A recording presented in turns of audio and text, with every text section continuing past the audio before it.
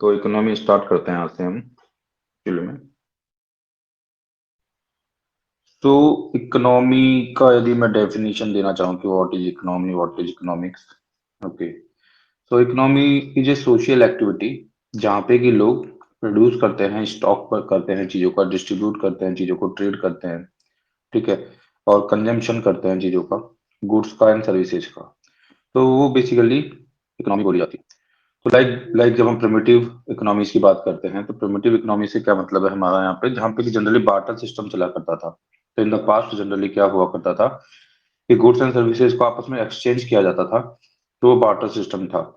बाद में अभी कंटेम्प्रेरी टाइम के अंदर हमने बार्टर सिस्टम से शिफ्ट होते हुए और जो मनी है उसके कंसेप्ट को हम लेके आए हैं, जिसमें कि हम चीजों को मनी के थ्रू खरीदते या बेचते हैं। ओके। तो दिस इज समवेयर लाइक अभी ये कंटेम्प्रेरी चल रहा है, अदरवाइज पहले प्रिमिटिव कल्चर के अंदर बार्टर सिस्टम हुआ करता था। अब यदि मैं इकोनॉमी की जब बात कर रहा हूँ तो इकोनॉमिक ग्रोथ क्या होगी और इकोनॉमिक डेवलपमेंट क्या होगा। तो इकोनॉमिक ग्रोथ की यदि मैं बात करता हूँ तो इकोनॉमिक ग्रोथ कुछ नहीं है, एक क्वांटिटेटिव डिफरेंस है ना। This is a quantitative difference in the production of the goods and services two point of the time, between two point of the time. यदि दो पॉइंट ऑफ द टाइम यदि मैं ले लूँ तो उनके बीच में जो डिफरेंस होगा, इसमें क्वांटिटी जो हो रही है प्रोड्यूस किसी गुड्स एंड सर्विसेज की, तो वो जो डिफरेंस होगा ना, एक्चुअली उस डिफरेंस को कहीं ना कहीं हम इकोनॉमिक ग्रोथ से कनेक्ट करते हैं। यदि ये डिफरेंस नेगेटिव हो जाता है तो डी ग्रोथ हो जाएगी, पॉजिटिव होगा तो ग्रोथ होगी। ठीक है। तो फाइनली मैं इसको समराइज करना चाहूँ तो इकोनॉमी एक सोशल एक्टिविटी है जहाँ पे कि लोग आपस में मतलब कि प्रोड्यूस करते हैं गुड्स एंड सर्विसेज को, इसका स्टॉक करते हैं, उसको डिस्ट्रीब्यूट करते हैं, उनको कंज्यूम करते हैं, उनको ट्रेड करते हैं। प्रिमिटिव जो इकोनॉमीज हुआ करती थी वहां पे बार्टर सिस्टम काफी प्रोमिनेंस के अंदर था, मतलब गुड्स एंड सर्विसेज को वहां पे एक दूसरे के साथ एक्सचेंज किया जाता था।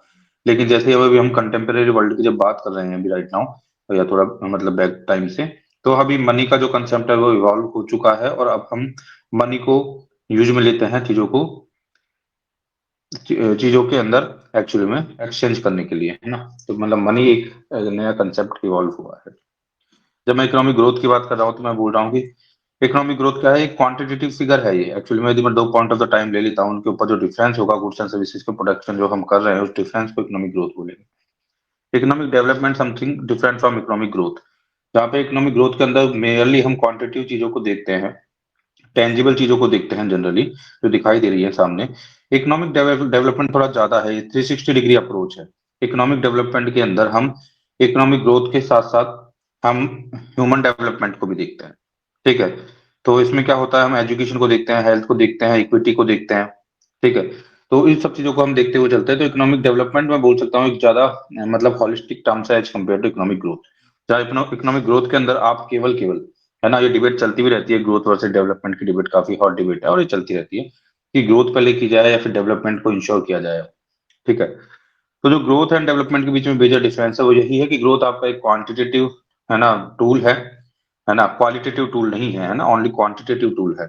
जब हम इसके अंदर ह्यूमन डेवलपमेंट को भी इंक्लूड करेंगे, लाइक हम एजुकेशन, हेल्थ, इक्विटी वगैरह, एनवायरमेंट वगैरह सब चीजों को कंसर्न लेके चलेंगे, और भी दूसरी चीजों को हम कंसर्न लेके चलेंगे, तो ये ज्यादा हॉलिस्टिक होगा और इसे बोलेंगे इकोनॉमिक डेवलपमेंट। ठीक है। अब हम इसको फर्दर और आगे कैरी ऑन करते हैं इकोनॉमिक्स को। अब ये पहले फर्स्ट क्लास है तो कुछ बेसिक से मैं बेसिक चीजें बता रहा हूँ इकोनॉमी के बारे में। तो हमारी डेफिनेशन हो गई इकोनॉमिक ग्रोथ और इकोनॉमिक डेवलपमेंट के बीच में जो एक्चुअली में डिबेट चलती रहती है कि इकोनॉमिक ग्रोथ पहले हो या डेवलपमेंट को अब इंश्योर किया जाए, उसके बारे में हो गया। तो economic development is a more holistic term as compare to economic growth. Economic growth जहाँ पे केवल मेयरली क्वांटिटेटिव चीजों के साथ जाती है, वहीं पे इकोनॉमिक डेवलपमेंट जो है वो आपका ह्यूमन डेवलपमेंट इंडेक्स से लेके एनवायरमेंट से लेके हर चीज को कंसर्न करता है, 360 डिग्री अप्रोच के साथ जाता है। ठीक है। अब यदि हम अपनी इंडिया की बात कर लेते हैं तो हमारे इंडिया के अंदर जो ग्लोबल पॉपुलेशन का शेयर हम जो रखते हैं वो है 15%। 15% ग्लोबल पॉपुलेशन का शेयर हमारी कंट्री रखती है। और हमारे पास जो लैंड है, ग्लोबल लैंड केवल 2.4% ऑफ द ग्लोब है। तो जो एरिया है हमारे पास कम है। तो नो डाउट यहाँ पे ह्यूज प्रेशर है हमारे लैंड के ऊपर, क्योंकि यदि 15% पॉपुलेशन यहाँ पे रह रही है और केवल 2.4% लैंड है, तो काफी ज्यादा ह्यूज अमाउंट पे प्रेशर होगा हमारे पर्टिकुलर लैंड के ऊपर। तो इस वजह से क्या होता है कि जो हम एग्रीकल्चर करते हैं, चाहे फूड का एग्रीकल्चर हो चाहे नॉन फूड एग्रीकल्चर हो, मैन्युफैक्चरिंग करते हैं, फॉरेस्ट्री करते हैं, ठीक है, सब चीजों को हमको मतलब एक्चुअली में ऑप्टिमम वे में यूटिलाइज करना पड़ेगा और प्रायोरिटी सेट करनी होगी। है ना, ऑप्टिमम वे में यूटिलाइज भी करना होगा, प्रायोरिटी सेट भी करनी होगी, क्योंकि हमारे यहाँ पे 15% पॉपुलेशन है और 24% केवल शेयर है लैंड का। तो जो भी रिसोर्सेज है वो तो 2.4% जो आपका ग्लोबल लैंड का शेयर हम रखते हैं उसी के अंदर होंगे, और उन रिसोर्सेज के बिहाफ पे ही हमको कुल मिला के हमारी डिमांड फुलफिल करनी होगी। यदि ऐसी कंडीशन के अंदर हम एक्सप्लोइटेटिव हो जाते हैं और ऑप्टिमम वे को फॉलो नहीं करते हैं, तो in that situation in future हम जो हमारे ऑफ स्प्रिंग्स है उनके लिए प्रॉब्लम क्रिएट कर देंगे, उनके लिए रिसोर्सेज ही खत्म हो जाएंगे। ठीक है, तो that's why optimum utilisation of the resources is required here. Okay, तो इसके लिए गवर्नमेंट भी बहुत सारे लॉ एंड एक्ट लाती रहती है, बार बार प्रोविजंस आते रहते हैं। लाइक हमारा 2013 के अंदर एक एक्ट आया, land acquisition and rehabilitation and resettlement act. ठीक है, तो ये सभी बैलेंस मैनर में चीजों को हैंडल करने के लिए, मतलब चीजों को आगे लेके चलने के लिए है। उसी तरीके से हमारा एक है ना, जो वाटर है, वाटर स्केसिटी भी क्रिएट हो सकती है इन फ्यूचर, तो उसी के लिए हमारा 2012 के अंदर नेशनल वाटर पॉलिसी ड्राफ्ट हुआ था एक। ठीक है, जो पॉलिसी उसको ड्राफ्ट किया गया था 2012 के अंदर। ठीक है, तो इस तरह से गवर्नमेंट भी कोशिश करती रहती है कि ऑप्टिमम यूटिलाइजेशन ऑफ रिसोर्सेज होता रहे, हम ज्यादा एक्सप्लोइटेशन ना करें। ठीक है, क्योंकि in that situation in future जो हमारे ऑफस्प्रिंग्स होंगे, जो मतलब फर्दर जनरेशन आने वाली है, उनके लिए काफी ज्यादा दिक्कत हो जाएगी। दैट्स वाई हमेशा पर्पज रहता है गवर्नमेंट का भी अपनी पॉलिसीज के थ्रू कि ऑप्टिमम यूटिलाइजेशन किया जाए। ठीक है, अभी हम आगे पढ़ेंगे कि लाइक गांधी जी ने भी इसके रिगार्डिंग क्या बोला है। ठीक है, उन्होंने एक ट्रस्टीशिप वाला मॉडल दिया है, और उनकी एक टैगलाइन भी है गांधी जी की काफी बड़ी। तो टैगलाइन गांधी जी की क्या है? तो गांधी जी बोलते हैं कि एक्चुअली में गांधी जी की लाइन है कि earth provides enough to satisfy every men's need. मतलब earth provides enough to satisfy every men's need, but not every men's greed. तो मतलब आप नीड को फुलफिल कर सकती है, मतलब यदि आप ग्रीडी हो जाओगे, लालची हो जाओगे, तो उसको फुलफिल नहीं किया जा सकता है। ठीक है, तो उसी के रिगार्डिंग गांधी जी फिर ट्रस्टीशिप वाला मॉडल भी देते हैं। ठीक है, उसको भी हम अभी फर्दर आगे जाके देखेंगे। उससे पहले, क्योंकि ये फर्स्ट हमारी स्टार्टिंग क्लास है, तो इसके अंदर हम इकोनॉमी एंड इकोनॉमिक्स जो है उसको देख रहे हैं कि what is economy and what is economics. ठीक है, तो मैंने इकोनॉमी की डेफिनेशन आपको दे ही दी है। अब इसमें फर्दर आगे एक्सटेंड होते हुए, मतलब आगे फर्दर चलते हैं थोड़ा सा। ठीक है, और इसको देखते हैं। कुछ मैं मतलब टर्म्स बोलूंगा, उनके बारे में उनका मतलब भी बताऊंगा आपको। एक वर्ड होता है trade offs, TRADEOFF, trade off. कि ट्रेड ऑफ क्या होता है ना, ट्रेड ऑफ का मतलब क्या है एक्चुअली में। ठीक है, तो ट्रेड ऑफ क्या होता है कि हमारे पास देखो अबंडेंट अमाउंट ऑफ रिसोर्सेज तो है नहीं, स्कैरसिटी ऑफ रिसोर्सेज तो है ही, सब कुछ तो फिक्स है। ऐसा है नहीं कि enough abundant amount of resources है कि आप कितना भी एक्सप्लॉइटेशन कर लीजिए और कोई दिक्कत नहीं होगी। तो ऐसी कंडीशन के अंदर काफी बार हम क्या करते हैं, एक ट्रेड ऑफ वर्ड का मतलब होता है कि मतलब किसी चीज को एक तरीके से दूसरी चीज को अपर हैंड पे लेके आने के लिए सेकेंडरी जो थिंग है उस चीज को नेग्लेक्ट कर देना। मतलब सेकेंडरी जो थिंग है उसको प्राइमरी चीज के सामने नेग्लेक्ट कर देना, ताकि प्राइमरी चीज जो है वो फोकस में आ जाए। ठीक है, like reserve bank of India काफी बार क्या करता है, प्राइस स्टेबिलिटी के लिए मॉनेटरी पॉलिसी के अंदर कुछ जो रेट्स होती है ना उनको ऊपर नीचे करता है। काफी बार इसकी वजह से क्या होता है कि हमारी ग्रोथ के ऊपर फर्क पड़ता है, ग्रोथ कम हो जाती है, लेकिन फिर भी ये किया जाता है क्योंकि प्राइमरी फंक्शन कहीं ना कहीं पे, प्राइमरी जो need need need of the are जो है, ठीक है, वो बेसिकली क्या है, वो बेसिकली है आपकी जो लीड है, वो है आपकी इन्फ्लेशन को कंट्रोल करना। तो काफी बार है ना, मॉनेटरी पॉलिसी ऐसी आती है जिसकी वजह से कि आपकी ग्रोथ जो कम हो सकती है, बट स्टिल वो मॉनेटरी पॉलिसी लाई जाती है। तो यहाँ पे इसे ट्रेड ऑफ बोला जाएगा कि आपने ग्रोथ को ट्रेड ऑफ कर दिया प्राइमा फेसी इन्फ्लेशन को कंट्रोल करने के लिए। तो प्राइमा फेसली आपने इन्फ्लेशन को कंट्रोल करने के लिए ग्रोथ को ट्रेड ऑफ कर दिया। ऐसे ही मैं बोलूं काफी बार कि गवर्नमेंट काफी बार क्या कर सकती है, बहुत सारी सब्सिडीज वगैरह प्रोवाइड कर सकती है पुअर एंड वीक को। देखो यहाँ पे पुअर एंड वीक को सब्सिडी प्रोवाइड करना एक रियल इंटेंशन भी हो सकता है, और साथ ही साथ काफी बार पॉलिटिकल एजेंडा, पॉलिटिकल स्टेबिलिटी को बनाए रखने के लिए भी हो सकता है। लेकिन अब ये गवर्नमेंट की नजरों के अंदर प्राइम ऑफ फेसी चीज है, इसके लिए उनको उधार भी लेना पड़ सकता है। ठीक है, और जो पैसा उन्होंने वहां पे लगाया उसको किसी और जगह पे भी लगा के किया जा सकती थी चीजें। तो जो सेकेंडरी थिंग है उसमें चीजों को ना लगा के प्राइमरी जो चीजों के ऊपर लगा देना, जो भी प्राइमरी मोटिव रहता है उसके अंदर, तो इसे बोलते हैं ट्रेड ऑफ एक्चुअली में। तो आपने सेकेंडरी थिंग्स को ट्रेड ऑफ कर दिया। और ट्रेड ऑफ से ही जुड़ा हुआ एक और वर्ड है, एक वर्ड्स आ सकते हैं डायरेक्टली पेपर के अंदर, व्हाट इज ट्रेड ऑफ। तो यू हैव टू अंडरस्टैंड, वहां पे लाइन होंगी कि भाई प्राइमरी जो आपका डिजायरेबल प्राइमरी आपका जो फोकस है उसकी वजह से जो सेकेंडरी चीज जो आप कर सकते थे उसको आपने नहीं किया है, और प्राइमरी के ऊपर आपने आपका जो आपके पास जो भी बजट है उसको यूटिलाइज कर लिया है, तो that is somewhere trade off. तो वो ट्रेड ऑफ होता है। इसी से जुड़ा हुआ एक और वर्ड आता है opportunity cost. What is opportunity cost? तो देखो कहीं ना कहीं पे ट्रेड ऑफ से अटैच है ये। तो एक्चुअली में इसको इस तरह से हम ले सकते हैं कि जो भी रिसोर्सेज हैं, जो भी बजट है, वो मैं यूटिलाइज कर रहा हूँ प्राइमरी सेक्टर के अंदर, मतलब मेरा जो फोकस जहाँ पे है वहां पे, एज कम्पेयर टू जो सेकेंडरी पे भी मैं कर सकता था। तो सेकेंडरी से जो मैं गेन करता है ना, वो जो कॉस्ट होगी, वो अपॉर्चुनिटी कॉस्ट होगी, वो गेन मैं नहीं कर पाया। मेरे पास पैसे हैं और मैं, मेरे पास दो ऑप्शन है, मैं इसको शेयर मार्केट में लगा सकता हूँ, मैं इसको बैंक में डाल सकता हूँ। जैसे ही मैंने पैसे को मतलब शेयर मार्केट में लगा दिया, तो बैंक से जो मुझे रिटर्न मिलता उसको मैंने छोड़ दिया। तो that is somewhere known as the opportunity cost. तो सिंपल वे में आपको अपॉर्चुनिटी कॉस्ट को इस तरह से याद रखना है। ठीक है, व्हाट इज अपॉर्चुनिटी कॉस्ट? तो सेकेंडरी फील्ड हो सकती थी जिसके अंदर कि मैं इन्वेस्ट कर सकता था, उससे गेन कर सकता था, उसको ना करते हुए मैंने दूसरी चीज के ऊपर किया है, तो वो आपका हो जाएगा अपॉर्चुनिटी कॉस्ट। सिंपलेस्ट वे में आपको समझा दिया है। मैं शेयर मार्केट और बैंकिंग दो यदि मेरे पास ऑप्शन है, बैंक के ऊपर मैंने शेयर मार्केट में पैसा लगा दिया है, तो बैंक से जो इंटरेस्ट मिलता उसको मैंने एक तरीके से नहीं लिया। ठीक है, तो हो जाएगी आपकी अपॉर्चुनिटी कॉस्ट, इसको बोलते हैं अपॉर्चुनिटी कॉस्ट। तो अब तक हमने क्या जाना? अब तक हमने जो देखा वो इकोनॉमी को सिंपल सा मैंने डिफाइन कर दिया है कि व्हाट इज इकोनॉमी। फिर इसी में मैंने आगे चलते हुए बताया आपको कि जो इकोनॉमिक्स होती है, वो उसके अंदर हम दो चीजें ले सकते हैं, ग्रोथ ले सकते हैं, डेवलपमेंट ले सकते हैं। ग्रोथ और डेवलपमेंट का जो एक्चुअली में डिबेट है वो लगातार चलती रहती है। ग्रोथ का मतलब होता है कि एक्चुअली में आप क्वांटिटी को देख रहे हो, है ना, क्वांटिटी को आप देख रहे हो, क्वालिटी वालिटी के ऊपर आप ज्यादा ध्यान नहीं दे रहे हो। मतलब एक्चुअली में आपको ग्रोथ का मतलब है केवल आपको वेल्थ क्रिएशन से मतलब है ना, तो ग्रोथ इतना होता है। डेवलपमेंट थोड़ा ज्यादा होलिस्टिक वर्ड है। डेवलपमेंट का मतलब होता है इसके अंदर आप ह्यूमन डेवलपमेंट को भी देखते हो, एनवायरमेंट को भी देखते हो, थोड़ा मतलब सस्टेनेबिलिटी को भी आप देखते हो, हर चीज को कंसिडर करते हुए आप 360 डिग्री अप्रोच के साथ ग्रोथ करते हो, तो that is somewhere known as development. तो this is the basic difference between the growth and development. और लगातार ये डिबेट चलती रहती है कि ग्रोथ को पहले लाए या डेवलपमेंट को पहले लेके आए। ठीक है, डेवलपमेंट हमारा फोकस होना चाहिए फिर ग्रोथ हमारा फोकस होना चाहिए, लगातार डिबेट चलती रहती है। इसी में फर्दर हमने एक्सटेंड करते हुए देखा कि भाई हमारे यहाँ पे जो 15% पॉपुलेशन पूरे एंटायर वर्ल्ड की है, और केवल रिसोर्सेज हमारे पास 2.4% है। तो काफी ज्यादा प्रेशर है हमारे पास जो भी रिसोर्सेज है उनके ऊपर। ठीक है, इतनी बड़ी पॉपुलेशन को सस्टेन करने का। ठीक है, तो इन दैट सिचुएशन हमें क्या होता है, काफी ऑप्टिमम वे में जाना होता है, क्योंकि अपकमिंग जो जनरेशन है, जो ऑफ स्प्रिंग्स होंगे, उनके लिए भी हमें चीजों को छोड़ के जाना होगा। इसी से रिगार्डिंग को आपको पता होता है, एसडीजी आता है, सस्टेनेबल डेवलपमेंट जो गोल्स हैं, उनका पर्पज यही तो है कि आप पहले ही देखो ऐसा हो चुका है इंडस्ट्रियलाइजेशन के टाइम पे, बहुत ज्यादा रिसोर्सेज का एक्सप्लॉइटेशन हो चुका है। तो यदि हम बहुत ज्यादा रिसोर्सेज का एक्सप्लॉइटेशन करेंगे, अपनी लाइफ को बहुत ज्यादा लग्जरियस बना देंगे और इन फ्यूचर को नहीं ध्यान रखेंगे, लाइक अभी भी जैसे क्लाइमेट चेंज हो रहा है ना, क्लाइमेट चेंज काफी रैपिडली हो रहा है। और रिसेंटली हो क्या रहा है कि बहुत ज्यादा फॉसिल फ्यूल की जो बर्निंग की वजह से लाइफ को लग्जरी बनाने के लिए, और हम जितने भी रिसोर्सेज हैं अर्थ के उनको तेजी से एक्सप्लॉइट कर रहे हैं। तो तेजी से एक्सप्लॉइट करने की वजह से इन फ्यूचर तो ये दिक्कत होती जा रही है ना, क्योंकि टेम्परेचर बहुत तेजी से बढ़ रहा है ग्लोबली। और यदि टेम्परेचर बहुत ज्यादा बढ़ जाता है और एक टिपिंग पॉइंट को क्रॉस कर जाता है, एक थ्रेशोल्ड को क्रॉस कर जाता है, जो कि बताया जा रहा है एक्चुअली में 2 डिग्री सेंटीग्रेड का हमने टारगेट रखा है, तो एक बार यदि 2.5 2 डिग्री इन सब चीजों को क्रॉस कर जाएगा तो चीजें इरिवर्सिबल हो जाएंगी। मतलब फिर जो भी हमारे यहाँ पे एग्जिस्टेंस है अभी, मतलब क्लाइमेट का, जिसके के अंदर हम फ्लरिश कर पा रहे हैं, जो कि आइडियल सिचुएशन है, नॉर्मली सही सिचुएशन है, जहाँ पे कि ह्यूमन बींग्स या अभी जो most of the creatures living हैं, वो क्रिएचर्स रह सकते हैं, वो क्लाइमेट ही नहीं रहेगा।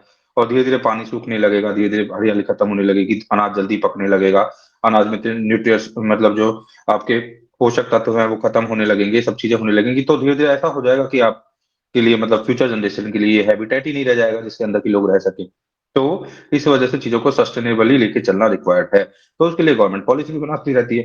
ग्लोबल पॉलिसीज की आप यदि बात करो तो अभी बहुत सारे हमारे इंस्टीट्यूट चल रहे हैं, लाइक 1992 में जो आपकी समिट हुई थी, अर्थ समिट जिसे बोलते हैं, वहां से जो तीन चीजें निकली थी, एक यूएनसीसीडी निकला था, यूएनसीबीडी निकला था, ये यूएनएफ निकला था।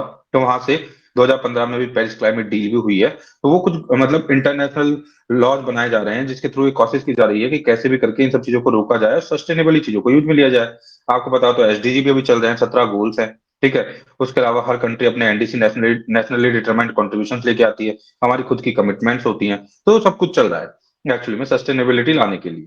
ठीक है, तो इसी वजह से मैंने उसके रिगार्डिंग बताया। तो इसी में कुछ और भी चीजें थी, लाइक हमारी जो है ड्राफ्ट नेशनल वाटर पॉलिसी वगैरह हम लेके आए। उसके अलावा land acquisition and rehabilitation settlement act 2013 लेके आए, तो वो सब चीज मैं आपको बता दी पाएंगी। फिर हम आ गए थे कि कुछ टर्मिनोलॉजी हम देख रहे थे कि what is trade off and what is opportunity cost. तो ट्रेड ऑफ भी मैंने आपको एक्सप्लेन कर दिया है, अपॉर्चुनिटी कॉस्ट भी मैंने आपको एक्सप्लेन कर दिया है। ठीक है, अभी देखिए डिपेंड करता है गवर्नमेंट के ऊपर कि भाई गवर्नमेंट कौन सी है, उनकी क्या पॉलिसी है, उनका किस तरीके का मतलब आउटलुक है चीजों को लेके, उस बिहाफ पे वो चीजों को क्रिएट करते हैं। लाइक कि आपके पास एक बजट है, उस बजट का उपयोग आप हॉस्पिटल बनाने भी कर सकते हो, स्कूल बनाने भी कर सकते हो, पार्क बनाने भी कर सकते हो। यदि आपके पास स्कैर्सिटी ऑफ रिसोर्सेज है, देखो अबंडेंट अमाउंट में रिसोर्सेज होते तो हम सभी जगह इन्वेस्ट कर देते, सभी जगह पैसा लगा देते, कोई दिक्कत ही नहीं थी। बट बिकॉज रिसोर्सेज की कमी है, तो ऐसी कंडीशन में आपको प्रायोरिटी सेट करनी पड़ेगी according to situation of your country. और जो प्रायोरिटी आप सेट करोगे, ठीक है, उस प्रायोरिटी की वजह से दूसरी प्रायोरिटी जो हो सकती थी, सेकेंडरी प्रायोरिटी, वो आप एक्चुअली में नहीं फुलफिल करोगे, है ना, क्योंकि स्कैर्सिटी है, अबंडेंट अमाउंट तो है नहीं। तो जब आप फुलफिल नहीं करोगे तो इसे ट्रेड ऑफ बोलते हैं, ट्रेड ऑफ इसको। और इसकी वजह से सेकेंडरी थिंग से जो अचीव हो सकता था वो अचीव नहीं होगा, उसे बोलते हैं अपॉर्चुनिटी कॉस्ट। तो मुझे लगता है कि दोनों वर्ड मैंने काफी अच्छे से एक्सप्लेन कर दिए हैं। अब हम देखेंगे what is macro economics, what is micro economics, like in सब चीजों को हम देखते हैं। ठीक है, तो मैक्रो इकोनॉमिक्स जैसे नाम से ही पता चल रहा है कि मैक्रो इकोनॉमिक्स क्या होती है, स्थूल मतलब macro economics, sorry, macro economics मतलब आप बड़ी लेवल से देख रहे हो चीजों को, मैक्रो लेवल पे देख रहे हो, माइक्रो मतलब आप छोटी लेवल पे देख रहे हो। तो मैक्रो का मतलब हो गया यदि मैं जीडीपी देख रहा हूँ, यदि मैं ग्रोथ की रेट देख रहा हूँ, नेशनल वाइड मैं चीजों को देख रहा हूँ, मॉनेटरी पॉलिसी को यदि मैं देख रहा हूँ, तो बड़ी बड़ी फैक्टर्स जो कि पूरी कंट्री को इम्पैक्ट करेंगे वो होंगे आपके मैक्रो फैक्टर्स, उसे बोलेंगे आप मैक्रो इकोनॉमिक्स। तो मैक्रो इकोनॉमिक्स में आप जीडीपी, जीएनपी, जो भी नेशनल मतलब नेशन के ऊपर जितनी भी चीजें लागू होती हैं वो सब चीजें आ जाएंगी। माइक्रो इकोनॉमिक्स मतलब इंडिविजुअल बिहेवियर, एक इंडिविजुअल किस तरह से चीजों को हैंडल करेगा, एक इंडिविजुअल किस तरह से अपना खर्चा डिसाइड करेगा, इंडिविजुअल के ऊपर क्या इम्पैक्ट होगा पॉलिसीज का, तो उसको एनालिसिस करना, इंडिविजुअल को एनालिसिस करना, उसके खर्चों को एनालिसिस करना, उसके बिहेवियर को एनालिसिस करना, उसकी आय को एनालिसिस करना, उसकी इनकम को एनालिसिस करना, सब चीजों को एनालिसिस करना, जैसे माइक्रो इकोनॉमिक्स। तो इसे माइक्रो इकोनॉमिक्स बोलेंगे। नाम से पता चल रहा है कि माइक्रो और मैक्रो का डिफरेंस। मैक्रो मतलब आप बर्ड्स आई व्यू ले रहे हो, आप ऊपर से देख रहे हो, आप चीजों को मतलब कि मतलब थोड़ा बड़ी लेवल पे देख रहे हो आप, जहाँ पे कि मेजर इंपैक्ट होते हैं। और माइक्रो का मतलब आप बिल्कुल सूक्ष्म लेवल पे जाके, नीचे जाके, ग्राउंड लेवल पे जाके चीजों को देख रहे हो। तो this is the basic difference between the micro economics and macro economics. तो कोई बोल देता है व्हाट इज माइक्रो इकोनॉमिक्स, तो आप इंडिविजुअली जाके जब चीजों को देखते हो, पॉलिसीज का उनके ऊपर क्या इम्प्लीमेंट, क्या फर्क पड़ेगा उनकी पर कैपिटा के ऊपर, है ना, उन लोगों की खुद की पर कैपिटा है, उनके खर्चे, इन सब पे क्या इंपैक्ट होगा, this is micro economics. And जो बड़ी बड़ी चीजें आप देख रही हो दैट इज मैक्रो इकोनॉमिक्स। इसमें एक बीच में एक वर्ड आ जाता है मीजो इकोनॉमिक्स, है ना। तो मीजो इकोनॉमिक्स कुछ नहीं होता, जो इंटरमीडिएट स्टेज होती है, लेवल होती है ना, इंटरमीडिएट जो लेवल होती है, दोनों के बीच की जो लेवल होती है, उसको एनालिसिस करना एक तरीके से क्या होता है, आपकी आपकी मीजो इकोनॉमिक्स हो जाएगी। ठीक है, तो वो ज्यादा इंपॉर्टेंट इतना वर्ड है नहीं, तो इसी को हम कैरी ऑन करते हैं। माइक्रो एंड माइक्रो इकोनॉमिक्स जो होता है, उसके अलावा देखो क्या होता है, ये देखो मैं मेजर कीवर्ड्स आपको बता रहा हूँ, तो ऐसे मैं पॉलिटिकल इकोनॉमी बता देता हूँ आपको। एक वर्ड होता है पॉलिटिकल इकोनॉमी। तो पॉलिटिकल इकोनॉमी क्या होती है, तो देखो काफी बार क्या होता है कि गवर्नमेंट अपनी स्टेबिलिटी को एनहेंस करने के लिए, या फिर जिस आइडियोलॉजी की लाइन के ऊपर वो लोग काम कर रहे हैं, उस आइडियोलॉजी को फ्लरिश करने के लिए काफी बार अपने डिसीजंस लेती है और पॉलिसी का फॉर्मेशन करती है। ठीक है, और अपनी इकोनॉमिक पॉलिसी को बनाती है, तो इसे बोलते हैं आप पॉलिटिकल इकोनॉमी। मतलब economy is somewhere inspired by politics, whatever going inside your country ना, that is known as political economy. Like यदि मैं डोनाल्ड ट्रम्प की बात करूं, उस टाइम डोनाल्ड ट्रम्प के साथ में चाइना को देखता हूँ, तो डोनाल्ड ट्रम्प ने बहुत सारी ऐसी चीजें की जो कि चाइना के लिए डेट्रीमेंटल हो सकती थी। ठीक है, और चाइना तो मतलब उन्होंने कुल मिला के अपने आइडियोलॉजी को फ्लरिश करवाने के लिए उन्होंने अपनी इकोनॉमी को चेंज किया। तो जो इकोनॉमी इंस्पायर्ड है विद द पॉलिटिकल आइडियोलॉजी, या फिर पॉलिटिकल आइडियोलॉजी के साथ कंबाइंड होकर जो इकोनॉमी आ रही है, that is somewhere like known as the political economy. जैसे हम बात करें हमारे इंडिया के अंदर भी 1969 1980 के आसपास फाइनेंशियल इंक्लूजन को बढ़ाने के लिए, ठीक है, और काफी हद तक मतलब कि नेशनलाइजेशन ऑफ बैंकिंग सिस्टम वगैरह भी किया गया। ठीक है, और मतलब ये सब चीजें की गई। तो उस टाइम की आइडियोलॉजी थी कि ये इस तरीके की, उनके एजेंडा में था कि हमको फाइनेंशियल इंक्लूजन करना है। हालांकि नेशनल के लिए भी वो अच्छी चीज थी, कंट्री के लिए भी वो एक अच्छी चीज थी, तो वो की गई, इट्स ए गुड थिंग। लेकिन जैसे मैं डोनाल्ड ट्रम्प वाला एग्जांपल ले रहा हूँ, ठीक है, तो उन्होंने चाइना के साथ जो भी मतलब उनका जो ट्रेड वॉर वगैरह चला, तो कहीं ना कहीं पे वो इंस्पायर्ड था उनकी पॉलिटिक्स से। ठीक है, तो इस तरीके से इसमें जो पॉलिटिकल इकोनॉमी होती है उसमें चीजें क्या होती है कि वैल्यू कौन सेट करता है, पॉलिटिक्स सेल करता है। ठीक है, तो इसके लिए एक टैगलाइन भी आता है कि जो वैल्यू होता है ना, वैल्यू, है ना, politics sets the values and economics जो होते हैं वो प्राइसेज को सेट करते हैं।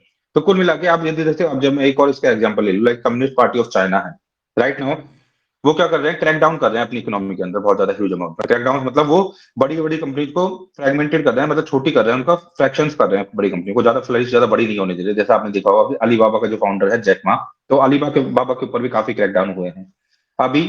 वहां पे भी लाइक हमारे यहाँ पे जिस तरह से एजुकेशन स्टार्टअप्स है और एजुकेशन इंडस्ट्री फ्लरिश हो रही है, और उसके अंदर काफी ज्यादा मतलब कि कैपिटलिस्ट टेंडेंसी देखी जा रही है, तो वहां पे भी वो सब कुछ चल रहा था।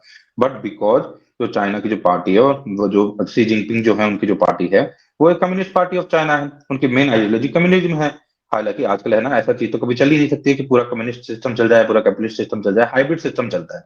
बट उनकी फिर भी जो आइडियोलॉजी है, कहीं कहीं ना कहीं पे सिर्फ मतलब टिल्टेड तो है ही कम्युनिस्ट आइडियोलॉजी की तरफ। तो उन्होंने जितनी भी बड़ी बड़ी जो कंपनियां वहां पे हैं अभी रिसेंटली, उन सबको नॉन फॉर प्रॉफिट बना दिया है। मतलब एजुकेशन सेक्टर के अंदर यदि आप आते हो तो यू कैन नॉट एक्चुअली मतलब कि प्रॉफिट अर्न नहीं कर सकते हो आप।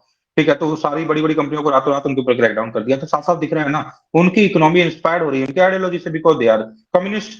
ठीक है, तो वो दिखा रहे हैं वहां के लोगों को कि देखो हम कम्युनिस्ट है, तो हम बिल्कुल अलाउ नहीं करेंगे इस तरीके की चीजों की, आप कैपिटलिस्ट टेंडेंसीज को अपना के और आपका मन चाहे वैसा काम आप करते रहो, तो वो हम अलाउ नहीं करेंगे क्योंकि हमारी कम्युनिस्ट आइडियोलॉजी। तो काफी हद तक किसी भी कंट्री की जो इकोनॉमी होती है उसकी पॉलिटिक्स से, पॉलिटिकल जो आपकी वैल्यूज होती हैं उनसे इंस्पायर्ड हो सकती है, होती है जनरली, डायरेक्टली इनडायरेक्टली देखा गया है। तो इसे बोला जाता है पॉलिटिकल इकोनॉमी। ओके, तो पॉलिटिकल इकोनॉमी का टर्म कभी वर्ड आ जाता है तो आप आसानी से अब इसको रिकॉर्ड कर पाओगे। ठीक है, तो मैंने अब तक आपको ट्रेड ऑफ बता दिया, आपको अपॉर्चुनिटी कॉस्ट बता दिया, आपको पॉलिटिकल इकोनॉमी बता दिया। अब हम देखते हैं what is liberal and neo liberal economics. बहुत ज्यादा टर्म्स जो है नियो लिबरलिज्म वगैरह काफी ज्यादा लाइमलाइट में रहता है आजकल। तो देखो कुछ नहीं है, आपने अब देखा होगा लेट्स फेयर जो एक वर्ड होता है, काफी प्रोमिनेंट वर्ड है, और इसके लिए एडम स्मिथ को भी जाना जाता है। ठीक है, और ये 18th सेंचुरी के एडम स्मिथ जो थे, 18th सेंचुरी के एक स्कॉटिश, है ना, स्कॉटिश इकोनॉमिस्ट थे। और बोलते इकोनॉमिस्ट भी थे, फिलोसोफर भी थे, और इन्होंने अपनी एक, है ना, एक अपना थ्योरी बोल सकते हो, कुछ भी बोल सकते हो, दी थी। वो थी लेसेस फेयर की थ्योरी। ठीक है, तो इसका मतलब क्या होता है लेसेस फेयर का जनरली, भाई आप मार्केट को फ्री छोड़ दो, आप मार्केट को रेगुलेट मत करो, मार्केट को अपने हिसाब से अपनी चीजों को डिसाइड करने दो। मार्केट ऑटोमेटिकली, जब आप फ्री हैंड उनको दे दोगे तो मतलब कि ऑटोमेटिकली मार्केट अपने आप को सर्वाइव करवा लेगा, अपने आप इस तरह से क्रिएट हो जाएगा कि वो ऑटोमेटिकली रन होने लगेगा। है ना, तो ये इसे बोलते हैं आप मतलब लिबरल इकोनॉमीज। मतलब आप है ना बहुत ज्यादा टाइटनिंग नहीं कर रहे हो, बहुत ज्यादा रेगुलेट नहीं कर रहे हो, आप अपनी पॉलिटिक्स केवल कर रहे हो, आप लॉ मेकिंग कर रहे हो, आप लेजिस्लेचर के अंदर काम कर रहे हो, आप एज एग्जीक्यूटिव काम कर रहे हो, बट आप मार्केट के अंदर बहुत ज्यादा इंटरव्यू नहीं कर रहे हो, मार्केट को आप ओपन रख रहे हो, तो वो होता है लिबरल। और एडम स्मिथ बोला करते थे लेसेस फेयर आप रखोगे तो इकोनॉमी अपने आप फ्लैश होगी, लेकिन काफी जगह पे ये मॉडल फेल भी हो गया है। जैसे जैसे एक्चुअली में 1929 के आसपास अमेरिका के अंदर जब रिसेशन आया था, हाउसिंग मार्केट कोलैप्स हुआ था आई थिंक, या फिर उसी टाइम का हाउसिंग मार्केट कोलैप्स वाला ही था वो। तो ये मॉडल फेल हो गया। तो जब भी ऐसा कुछ हो जाता है तो एक्चुअली में उस कंडीशन के अंदर ये जो है फ्री हैंड काम नहीं कर पाता है, फिर गवर्नमेंट को इंटरवीन करना पड़ता है। तो काफी बार ये फेल भी हुआ है। लेकिन नो डाउट कि ये एक ऐसा मॉडल है जिसको काफी वाइडली अपनाया भी गया है। ठीक है, काफी कंट्रीज ने इसको अपनाया है, और ये 18th सेंचुरी के अंदर दिया गया था। बीच में फिर दोबारा से लोग कम्युनिस्ट की तरफ या सोशलिस्ट टेंडेंसीज की तरफ जाने लगे थे। अब दोबारा से लिबरलिज्म आ गया है।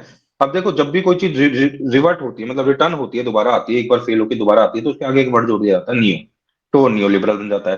तो जो 1970s 1890s 1990 से जो second half of the 20th century है, वहां पे एक नया वर्ड नियो लिबरलिज्म जो है वो कॉइंड हुआ है। इसका मतलब क्या है? तो इसका मतलब सेम सा ही है, लिबरल जो पहले लिबरलिज्म हुआ करता था ना, वही नियो लिबरलिज्म है एक तरीके से। बस थोड़ा सा और क्या होता है कि काफी बार गवर्नमेंट की पॉलिसी जो होती है वो पॉजिटिव इंटरवेंशन कर देती है फॉर द कैपिटलिस्ट क्लास। ठीक है, जहां पे आप फ्री हैंड की बात करते हो तो आप क्या बोलते हो कि आपको कुछ रेगुलेशन नहीं करना है, आपको ओपन फ्रंट रखना है, कैपिटलिस्ट क्लास आएगा अपने हिसाब से चीजों को मैन्युफैक्चर करेगा, जो रिक्वायरमेंट होगी मार्केट में उसको प्रोड्यूस करेगा, इकोनॉमी चलने लगेगी, इकोनॉमी फ्लरिश होने लगेगी, इकोनॉमी आगे बढ़ने लगेगी। बट ठीक है, ये मॉडल काफी बार फेल भी हो गया, वर्ल्ड वॉर था उससे पहले, like like at that time.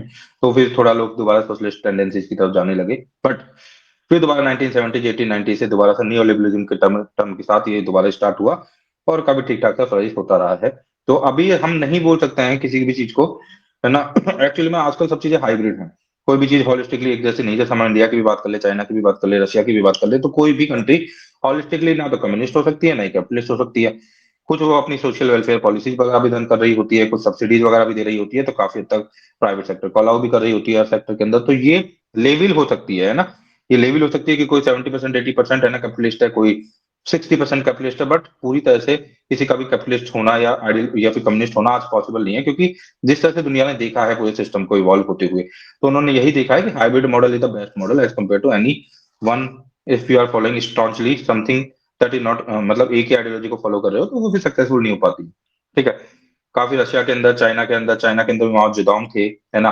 1949 के अंदर चाइना आजाद हुआ है, फिर वहां पे माओ जेडोंग आए थे, फिर माओ जेडोंग ने वहां पे एक्चुअली में सबसे पहले कम्युनिस्ट आइडियोलॉजी को बहुत हार्ड एंड फास्ट और बिल्कुल बिल्कुल टाइटनिंग के साथ, है ना, आयरन मतलब बिल्कुल टाइटनिंग के साथ उसको लागू किया था। तो देखा गया 1976 तक मतलब माओ जेडोंग रहे थे। उसके बाद आपके डेंग शाओपिंग आ जाते हैं 1976 के अंदर आई थिंक। तो जो माओ जेडोंग जो रहे थे, तो बहुत कंडीशन खराब हो गई थी एक्चुअली में चाइना की। और चाइना ने मतलब उन लोगों ने क्या किया था एक्चुअली में, पूरा सिस्टम को कम्युनिस्ट बनाने के लिए मतलब एक कम्युनिस्ट आइडियोलॉजी इतनी ज्यादा फ्लरिश करवा दी थी, तो वो कम्युनिस्ट आइडियोलॉजी काम नहीं कर पाई और चाइना काफी हद तक फेल होने लगा, या फिर अपने जो पोटेंशियल है उसको ऑप्टिमाइज तरीके से यूटिलाइज नहीं कर पाया। तो बाद में डेंग शाओपिंग आते हैं 1976 के अंदर, वो थोड़ा सा सिस्टम को मिक्स बनाते हैं, थोड़ा सा वो कैपिटलिज्म की तरफ शिफ्ट होते हैं, थोड़ा सेज वगैरह। सेज क्या होता है, सिस्टमेटिकली इन्वेस्टमेंट जोन्स होते हैं, उनका क्रिएशन करवाते हैं, एक्सपोर्ट ओरिएंटेड होते हैं, अपने आप को ग्लोबली कनेक्ट करते हैं, एक्सपोर्ट को बढ़ाते हैं। और फिर देखा जाता है कि चाइना 1976 के बाद 1980 के बाद तेजी से फ्लरिश होने लगता है ना। तो आपकी इन्फॉर्मेशन के लिए मैं बता देता हूँ, 1980 तक इंडिया और चाइना की इकोनॉमी दोनों बराबर हुआ करती थी। फिर आप देखो कि कितनी तेजी से उन्होंने ग्रोथ की है कि राइट नाउ जो है हमारी इकोनॉमी, हमारी जीडीपी जहाँ 2.7 ट्रिलियन डॉलर की जाती है, वहीं पे उनकी 15 ट्रिलियन डॉलर के आसपास, 17 ट्रिलियन डॉलर के आसपास, मतलब almostly 5 to 6 to 7 times India की हो जाती है, जो कि 1980 में इक्वल हुआ करती थी। तो उनकी पॉलिसी ने इतने अच्छे से वर्कआउट किया है बाद में। फिर उसी को हमने फॉलो करते हुए हमने भी कोशिश की उसको कैचअप करने की। लाइक 1991 के अंदर हम भी एलपीजी रिफॉर्म्स के साथ आए थे बाद में। तो हमने भी बाद में कोशिश की कि हम भी चाइना को कैच करने की कोशिश करते हैं। बट चाइना के अंदर बिकॉज जो आपके रिसोर्सेज थे वो ह्यूमन रिसोर्सेज वगैरह, ह्यूमन रिसोर्स तो हमारे पास भी था, बट जो आपके नेचुरल रिसोर्सेज थे वो काफी ज्यादा थे। चाइना का जो एरिया है वो इंडिया के एरिया का 3 टाइम्स होता है। तो इन सब चीजों की वजह से चाइना अपर हैंड पे चला गया और अभी भी अपर हैंड पे है। वहाँ का जो पॉलिटिकल सेटअप है वो भी काफी हद तक चाइना को सपोर्ट करता है, क्योंकि हमारे यहाँ पे डेमोक्रेसी होने की वजह से काफी बार हमको प्रोजेक्ट वगैरह में थोड़ा डिले हो जाता है, पॉलिसी फॉर्मेशन में डिले हो जाता है, जो कि वहाँ पे वन पार्टी रूल होने की वजह से वो काफी तेजी से हो जाता है। लेकिन we can not take it in that way. Actually में यहाँ पे जब हम चीजों को देख रहे हैं तो हम तो इकोनॉमिक ग्रोथ की बात कर रहे हैं, फिर हमें समझना चाहिए इकोनॉमिक डेवलपमेंट को। तो इकोनॉमिक डेवलपमेंट में क्या आएगा, ह्यूमन डेवलपमेंट भी आएगा। तो क्या चाइना में मतलब कि ये अपनी बातों को आगे रखने का, प्लेटफॉर्म पे रखने का फ्रीडम ऑफ स्पीच का अधिकार है, या इंडिया में ज्यादा है? ठीक है। तो उन सब चीजों को देखना पड़ेगा, क्या उनकी वर्किंग आवर्स उनके जो ज्यादा है या इंडिया के ज्यादा है, मतलब क्या एक्सप्लोइटेशन वहां ज्यादा हो रहा है यहाँ ज्यादा, उन सब पैरामीटर्स को भी आपको काउंट करना पड़ेगा। क्योंकि मेयरली एक केवल बात करना इकोनॉमिक ग्रोथ की नॉट ओके आई थिंक, है ना। तो और भी बहुत सारी चीजें और भी बहुत सारे फैक्टर्स आपको काउंट करने पड़ेंगे। But if you are talking about only the wealth creation, then that is no doubt कि चाइना काफी आगे है as compare to India. Okay. तो ये मैं थोड़ा आपको बैकग्राउंड बता दिया, किसके रिगार्डिंग बैकग्राउंड था, मैं क्या बता रहा था आपको, लिबरल नियो लिबरल इकोनॉमी जो अपना कंसेप्ट चल रहा था ना, उसके रिगार्डिंग था। तो नियो लिबरलिज्म के अंदर होता क्या है एक्चुअली में, नियो लिबरलिज्म के अंदर यही होता है कि आप है ना बिल्कुल मार्केट को फ्री फ्लो होने देते हो।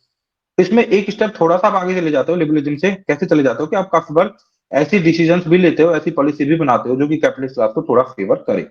तो इसे आप न्यू लिबरलिज्म बोल सकते हो, और फिर सिंपली आप लिबरलिज्म को न्यू लिबरलिज्म ऐसे भी बोल सकते हो कि भाई लिबरलिज्म जब दोबारा वापस लौटा है ना, बीच में रुकने के बाद थोड़ा टाइम, तो उसे न्यू लिबरलिज्म बोल दिया गया। जब भी कोई चीज दोबारा आती है तो उसको एक नया उसके सामने क्या लगा दिया जाता है, प्रीफिक्स लगा दिया जाता है, लाइक नियो वर्ड जो है एक्चुअली में यहाँ पे लगा दिया गया है। और नियो लिबरलिज्म का जो करंट कंटेम्प्रेरी टाइप के अंदर जो एग्जांपल्स हैं वो आपको मैं बता देता हूँ। लाइक मार्गरेट थैचर हैं, ब्रिटिश प्राइम मिनिस्टर, मतलब मार्गरेट थैचर थे या थी। उन्होंने 1979 टू 1990 मतलब 1969 से 1990 तक काफी सारी ऐसी पॉलिसी लेके आए। लाइक उन्होंने प्राइवेटाइजेशन कर दिया स्टील का, रेलवे का, एयरवेज का, एयरपोर्ट का, इलेक्ट्रिसिटी का, टेलीकॉम का, वाटर का। तो this privatisation is somewhere known as, आप प्राइवेट प्लेयर को अलाउ कर रहे हो, या फिर आप ऐसी पॉलिसी फॉर्मेट बना रहे हो जो कि प्राइवेट प्लेयर कैपिटलिस्ट क्लास को अपर हैंड पे लेके जा रही है। इस तरह से डोनाल्ड डोनाल्ड ट्रंप ने भी क्या किया, ओबामा केयर का जो हेल्थ इंश्योरेंस प्रोग्राम था ना उसको कट डाउन कर, उसके ऊपर भी उन्होंने कुछ किया, डिस्कार्ड वगैरह किया उसको। उसके अलावा उन्होंने कॉर्पोरेट जो टैक्स रेट है उनको स्लो डाउन, उनको डाउन कर दिया। तो ये ध्यान रखना, नियो लिबरलिज्म के साथ एक वर्ड और कनेक्ट होता है, Washington consensus. Washington consensus is a की वर्ड, ठीक है, जो कि नियो लिबरलिज्म के समान ही है, सेम सेम ही, सेम जैसा ही, लगभग वैसा ही है, सेम ही है। ठीक है। तो नियो लिबरलिज्म और वॉशिंगटन कंसेंसस को आपको कनेक्ट लेके चलना है। ठीक है। राइट नाउ कॉन्वेलिस आई थिंक एक नया अभी जो है कंसेंसस चल रहा है, उसकी बाद में बात करेंगे। पहले हम न्यूलिबरलिज्म की बात कर लेते हैं। तो उसमें आपको वॉशिंगटन कंसेंसस से इसको कनेक्ट करके रखना है। और व्हाट इज वॉशिंगटन कंसेंसस, ये कुछ नहीं है, थोड़ा सा टेक्निकल हो सकता है, थोड़ा सा चीजें है ना ऐसे हो सकती है, लेकिन आपको कनेक्ट करके रखना है, चीजें समझ आ जाएंगी सारी की सारी। ठीक है। तो वॉशिंगटन जो कंसेंसस है वो यही बोलता है, फ्री मार्केट अप्रोच को ही बताता है। लाइक जब हम एलपीजी रिफॉर्म्स लेके आए थे 1991 में, इंडिया जब एलपीजी रिफॉर्म्स लेके आया था, एलपीजी का मतलब होता है, एल का मतलब होता है लिबरलाइजेशन, पी का मतलब प्राइवेटाइजेशन, जी मतलब ग्लोबलाइजेशन।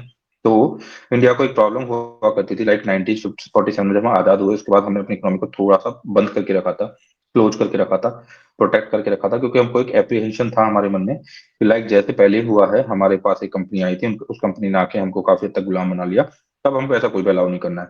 तो हमने अपने आप को काफी प्रोटेक्ट, काफी क्लोज करके रखा, लेकिन फिर देखा गया कि 40 साल जब गुजरे तो हमको काफी नुकसान रहा। और चाइना जो कि पॉलिसी 1980 में अपना चुका था वो आगे जाने लगा। तो उस टाइम पे हमारे जो फाइनेंस मिनिस्टर थे वो मनमोहन सिंह थे। तो सब लोगों ने सोचा, देखा, जाना, तो उनको पता चला कि हमारे पास, और उस टाइम हम फाइनेंशियल क्राइसिस में भी जाने वाले थे, क्योंकि हमारे पास फॉरेक्स की अवेलेबिलिटी नहीं थी। और फॉरेक्स बहुत ज्यादा जरूरी है यदि आपको इम्पोर्ट करना है तो। और इम्पोर्ट तो हमारे तब भी हुआ करते थे। तब हमने अपने आप को थोड़ा सा ग्लोबल किया। तब हमारे यहाँ पे हमने प्राइवेटाइजेशन स्टार्ट किया। तब जाके हमने अब अपने आप को ग्लोबली कनेक्ट किया, एमएनसी को यहाँ पे इनवाइट किया और अपनी इकोनॉमी को लिबरल भी बनाया। लाइसेंस राज वगैरह जो होता था उसको काफी हद तक, परमिट राज वगैरह को डाउन किया। ये सब सारी चीजें की तो हमारे पास, इसे ही बोला जाता है एक्चुअली में। फिर हमको आईएमएफ ने काफी थोड़ा राहत पैकेज दिया था, आईएमएफ ने हमें कुछ पैकेज दिया था। उस पैकेज की कंडीशन ही ऐसी थी कि हम ये पैकेज आपको तभी देंगे जब आप आपके अंदर फ्री मार्केट अप्रोच को आप अपनाओगे आप। ठीक है, ये एलपीजी रिफॉर्म्स आप लेके आओगे। तो तभी हम मतलब एलपीजी रिफॉर्म्स उससे भी काफी हद तक कनेक्टेड था, और हम उस टाइम पे फाइनेंस मिनिस्टर मनमोहन सिंह ने इनको स्टार्ट भी किया था। तो यहाँ पे ध्यान रखना, इसे बोलते हैं वॉशिंगटन कंसेंसस। तो ये यही वॉशिंगटन कंसेंसस बोला जाता है, जिसमें आईएमएफ वगैरह जो है वो बोलते हैं, जो दूसरे इंस्टीट्यूट है वो बोलते हैं कि अपने आप को फ्री मार्केट इकोनॉमी आप बनाओ, तभी जाके हम आपको हेल्प करेंगे। तो this is somewhere known as the Washington consensus. और ये कहीं ना कहीं पे नियो लिबरलिज्म से भी जुड़ा हुआ वर्ड है। तो this is all about like, मैंने बता दिया सब कुछ ही किसके बारे में आपको, लिबरलिज्म और नियो लिबरलिज्म के बारे में। अब है ना, मैं बता रहा हूँ ये सीधे क्वेश्चन आ सकते हैं, सीधे पेपर में आएंगे। What is neo liberalism, what is liberalism, what is trade off, what is opportunity cost. ठीक है, तो ये कीवर्ड जरूरी है सारे याद रखना।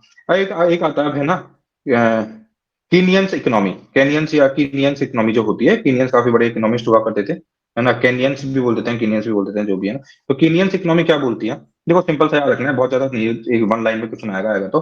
भाई कीनियंस इकोनॉमी क्या बोलती है? तो कीनियंस इकोनॉमी बोलती है कि आपने फ्री हैंड रख रखा है इकोनॉमी को, आपने बिल्कुल फ्री फ्लो रख रखा है इकोनॉमी को। इकोनॉमी अपने आप में फ्री चल रही है, और मतलब इनविजिबल हैंड थ्योरम काम कर रही है, उसके अलावा लेसस फेयर काम कर रहा है, इकोनॉमी आपस में चलती जा रही है। बट जब भी कोई रिसेशन आ जाएगा, जब भी इकोनॉमी में कोई शॉक आ जाएगा, है ना, जब भी इकोनॉमी में कोई प्रॉब्लम हो जाएगी, तो ऐसी कंडीशन के अंदर गवर्नमेंट को इंटरवीन करना पड़ेगा। This is all nothing but Keynesian economics.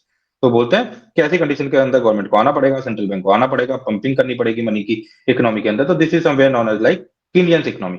Like अभी जैसे क्या हुआ कि अमेरिका के अंदर जैसे अब कोविड के अंदर से वर्ल्ड वाइड रिसेशन चल रहा था, तो अमेरिका ने राहत पैकेज दिया, इंडिया ने भी अपना राहत पैकेज दिया, अमेरिका ने भी अपना राहत पैकेज दिया, सारी इकोनॉमी ने राहत पैकेज दिया, अपनी पॉलिसीज को बदला। थोड़ी एक्सपेंशनरी पॉलिसी सेंट्रल बैंक ने स्टार्ट की, थोड़ा सा मतलब कि इंटरेस्ट रेट को डाउन किए, सब सारे सारे काम जो किए। तो आप लेसेस फेयर के भरोसे नहीं बैठे रह सकते हैं। आप ये नहीं सोच सकते कि मार्केट अपने आप को करेक्ट कर लेगा ऑटोमेटिकली, बिकॉज ऑटोमेटिकली करेक्ट करना बहुत टफ है in the situation of recession and all that. In that situation government को इंटरवीन करना ही पड़ेगा। एंड ये गवर्नमेंट का जो इंटरवेंशन है, this is known as the Keynesian economics. इसे ही कीनियंस इकोनॉमिक्स बोला जाता है। तो कभी सिंपल सा एक वर्ड आपको याद रखना है, जिस टाइम भी बात आएगी कीनियंस इकोनॉमिक्स की, तो आपको एक सिंपल सा याद रखना है कि गवर्नमेंट का intervention at the time of recession और एनीथिंग एल्स स्लो डाउन के टाइम, या रिसेशन के टाइम पे, इन सब के टाइम पे जब आप क्या कर रहे हो, गवर्नमेंट इंटरवीन कर रही है, पैकेज लेके आ रही है, तो वही क्या है, दिस इज नथिंग बट, यही जो है आपका वो कीनियंस इकोनॉमिक्स बोली जाती है। अब हम देख लेते हैं कि भाई सोशलिस्ट एंड कम्युनिस्ट इकोनॉमिक्स क्या होती है। तो देखो सोशलिस्ट जो होती है ना, उसका ही डीप जो मतलब फॉर्मेट है ना, वो कम्युनिस्ट होता है। तो मतलब कम्युनिस्ट मतलब जो है बहुत ज्यादा सोशलिस्टिक में हम बहुत ज्यादा अंदर तक चले जाएंगे तो कम्युनिस्ट हो जाएगा। सोशलिस्ट का मतलब क्या होता है और कम्युनिस्ट का मतलब क्या होता है? तो कम्युनिस्ट इकोनॉमी का मतलब होता है कि कंप्लीट ओनरशिप जो होगी ना, वो नेशन की होगी। कि मतलब जो भी पूरी प्रॉपर्टी है, कुछ भी है, सब कुछ नेशन का होगा, और आप तो केवल काम कर रहे हो उसके ऊपर। तो अब एक बात बताइए, मान लो कि सारे फार्मर्स है, सब खेत पे काम कर रहे हैं, और ऐसा रख दिया जाए कि पूरे का पूरा जो सिस्टम है, पूरा का पूरा जो लैंड है, वो किसका है? वो देश का है। आपको केवल आके काम करना है, और काम करके आपको केवल अपना खाना खा लेना है, आपकी बेसिक जो एजुकेशन वगैरह का हम इंश्योर कर देंगे। बट आपको लेकिन है ना, आप वेल्थ क्रिएशन नहीं कर सकते हो। तो किसको मोटिवेशन मिलेगा? है ना, चाइना के अंदर यही हुआ था एक्चुअली में, कि भाई ऐसा किया गया, सारा जो लैंड है वो सारे फार्मर्स का, उसको एक साथ एक्वायर करके फार्मर्स को अलाउ कर दिया गया, फिर वो काम करने लगे। जब तक आपके पास ऐसा इंसेंटिव नहीं होगा, जब तक आपको ये मोटिवेशन नहीं होगा कि मैं मेहनत करके ज्यादा आगे निकल सकता हूँ, तो आप फिर मेहनत करोगे ही नहीं। आप लिथार्जी हो जाओगे, आप आलसी हो जाओगे, आपको पता है कि चाहे मैं करूँ चाहे ना करूँ, इतना ही मिलेगा, इतना ही मिलेगा। तो फिर आप प्रोग्रेस नहीं करोगे। तो कैपिटलिस्ट क्लास के साथ सबसे बड़ा एडवांटेज यही होता है, उसमें होता है मतलब आपकी सफलता इज डायरेक्टली प्रोपोर्शनल टू आपकी मेहनत, और आपकी मेहनत is directly proportional to economy. जितनी ज्यादा आप मेहनत करोगे, तो आपकी जो मेहनत है वो सीधी इकोनॉमी से अटैच हो गई। तो कैपिटलिस्ट क्लास ज्यादा मेहनत करता है, ज्यादा स्ट्रगल करता है, ज्यादा मोटिवेटेड रहता है, क्योंकि उसकी सेल्फ ग्रोथ होती है। तो इस वजह से कैपिटलिज्म जो होता है काफी हद तक अच्छा भी होता है। सोशलिस्ट और communist, sorry specifically communist model की प्रॉब्लम ये होती है, क्योंकि आप कुछ भी कितना भी करो, कुछ भी करो, आपको तो सेम मिलेगा। तो सेम मिलेगा तो कोई क्यों हार्ड वर्क करना चाहेगा? तो इस वजह से मॉडल काफी हद तक जो फुल फ्लैज वे में काफी जगह लागू किया गया तो फेल हो गया। तो यही रीजन है कि आज मिक्स मॉडल चलता है। और दो कम्युनिस्ट इकोनॉमी का मतलब होता है कंप्लीट ऑनरशिप जो होती है वो नेशन के पास होती है। सोशलिस्ट इकोनॉमी थोड़ा सा इससे क्या होती है, थोड़ा सा इससे लिबरल होती है। और इसमें क्या होता है कि एक्चुअली में गवर्नमेंट का कंट्रोल जो होता है ना वो होता है, ठीक है, लेकिन इतना ज्यादा नहीं होता है, और थोड़ा बहुत प्राइवेट सेक्टर भी इसमें इन्वॉल्व हल्का फुल्का हो जाता है। ठीक है, जैसे हमारे यहाँ पे एक वर्ड होता है नेहरूवियन सोशलिज्म। तो नेहरूवियन सोशलिज्म का मतलब यही होता है कि प्राइवेट एंड पब्लिक दोनों सेक्टर को एग्जिस्ट करते हैं, है ना। और सेम मिक्स इकोनॉमी भी बोलते हैं, नेहरूवियन सोशलिज्म को भी हम बोल सकते हैं। तो सोशलिज्म जो होता है ना वो एक्चुअली में मतलब इतना ज्यादा डेंस नहीं है जितना कि कम्युनिज्म है। और वो पूरी तरह से ऑनरशिप ऑफ द जो भी रिसोर्सेज है उन सबकी ऑनरशिप आपको स्टेट को दे देता है वो। ठीक है। और थोड़ा सा एक्सट्रीम फॉर्मेट ऑफ सोशलिस्ट जो इकोनॉमी है वही कम्युनिस्ट हो जाती है, काफी बार थोड़ा एक्सट्रीम चली जाती है सोशलिस्ट इकोनॉमी, तो वो कम्युनिस्ट हो जाती है। ठीक है। तो ये लाइक सब कुछ था। नेहरूवियन इकोनॉमिक्स के बारे में मैंने बता दिया, मैं बोला था कि कोएग्जिस्टेंस होगा आपका पब्लिक और प्राइवेट दोनों का। ठीक है। अब थोड़ा गांधीयन इकोनॉमिक्स इकोनॉमिक्स को देखते हैं, है ना, कि गांधी जी की इकोनॉमिक्स कैसी थी। तो देखो गांधी जी की जो इकोनॉमिक्स थी उन्होंने एक कीवर्ड गांधी जी ने बोल दिया था कि earth provide enough to satisfy every man's need but not for every man's greed. तो गांधी जी का जो बेसिक थीम थी ना वो क्या थी, वो डिसेंट्रलाइजेशन चाहते थे। फर्स्ट ऑफ ऑल तो वो गांधी जी का है ना Gram Swaraj, decentralisation, grass root democracy, इन सब चीज के अंदर काफी ज्यादा बिलीव था। वो चाहते थे सर्वोदय वगैरह, ये सारे आइडियाज गांधी जी ने दिए थे। तो आपने उनकी लाइफ स्टाइल से भी आपको पता चलेगा कि बाद में गांधी जी मतलब सिंपल से कपड़े पहन के जिया करते थे। तो उनका मानना था कि एज कम्पेयर टू कि बहुत ज्यादा लोग है ना वेल्थ क्रिएशन करके एक्वायर करके इनइक्वलिटीज को क्रिएट कर देना, उसकी बजाय केवल इतना हो कि लोगों को सिंपल सा अपना लेबर मिल रहा हो और वो ब्रेड ब्रेड अर्न कर रहे हो, रोटियां खा रहे हो, है ना। तो वो दैट इज इनफ, है ना। वो लियो टॉलस्टॉय एंड जॉन जो रस्किन थे उससे काफी इंस्पायर्ड थे। उन्होंने अपना एक ट्रस्टीशिप मॉडल भी दिया है। ट्रस्टीशिप मॉडल का मतलब होता है कि do not take yourself as the owner of the resources और owner of something, just do take the trusteeship of, मतलब तुमको अपने आप को ट्रस्टी समझो किसी भी चीज का। तो जो भी आपके पास सरप्लस में आ रहा है ना उसको जिन लोगों को रिक्वायरमेंट है उसको दे दो। ट्रस्टीशिप का मतलब यही होता है जब आप कुछ कर रहे हो अच्छे से और फिर आपके पास सरप्लस आ गया है, तो जो भी सरप्लस आपके पास आ रहा है उसको आप वेलफेयर के लिए, पुअर लोगों के लिए, डिप्राइव्ड लोगों के लिए डिस्ट्रीब्यूट कर दो। ठीक है। तो उन लोगों के लिए उसको आप डिस्ट्रीब्यूट कर दो, तो यही होता है। तो मैं बोलना चाहूँ ना तो एक्चुअली में मैं बोल सकता हूँ कि गांधीयन इकोनॉमिक्स को मैं यदि फाइनली कंक्लूड करना चाहूँ तो मैं बोल सकता हूँ, ठीक है, कि इसमें एथिक्स ऑफ उनकी इकोनॉमिक्स में एथिक्स ऑफ इक्विटी थी। सेल्फ रिलायंस मतलब मिनिमम जो वांट्स होंगी ना उनकी रिक्वायरमेंट, सस्टेनेबिलिटी होनी चाहिए, ट्रस्ट होना चाहिए, कॉपरेशन होना चाहिए। और वो कुल मिला के ट्रस्टीशिप मॉडल को फॉलो करते थे। उनकी एक बिल्कुल अच्छी लाइन थी कि earth provide enough to satisfy every man need but not for every men's greed. Earth, दोबारा सुन लो इसको, उनकी उनकी लाइन थी वो थी earth provides enough to satisfy every man need but not for every man greed. तो हर व्यक्ति की मतलब की मांगों को सुनिश्चित किया जा सकता है लेकिन उनकी लागत को सुनिश्चित नहीं किया जा सकता अर्थ के द्वारा, यही बात बोली गई है ना। तो उसके बाद हम चलते हैं डेवलपमेंट इकोनॉमिक्स के ऊपर एक्चुअली में।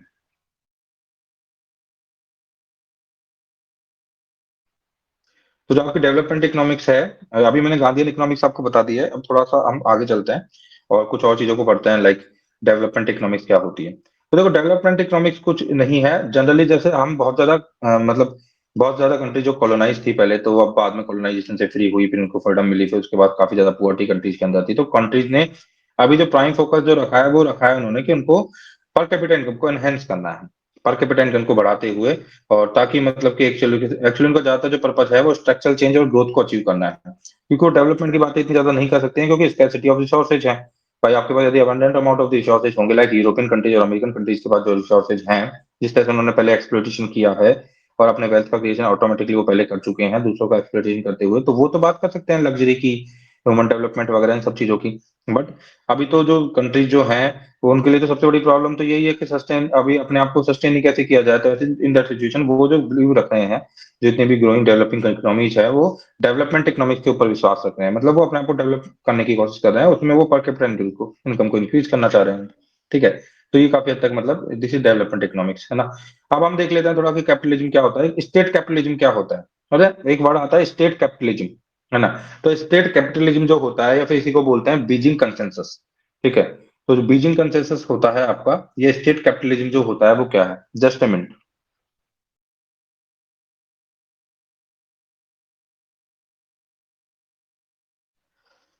मैंने एक लाइन बताई थी महात्मा गांधी जी की, टैग लाइन, किसी को याद है जो मैं बता रहा था बार बार? क्या बोला है गांधी जी ने?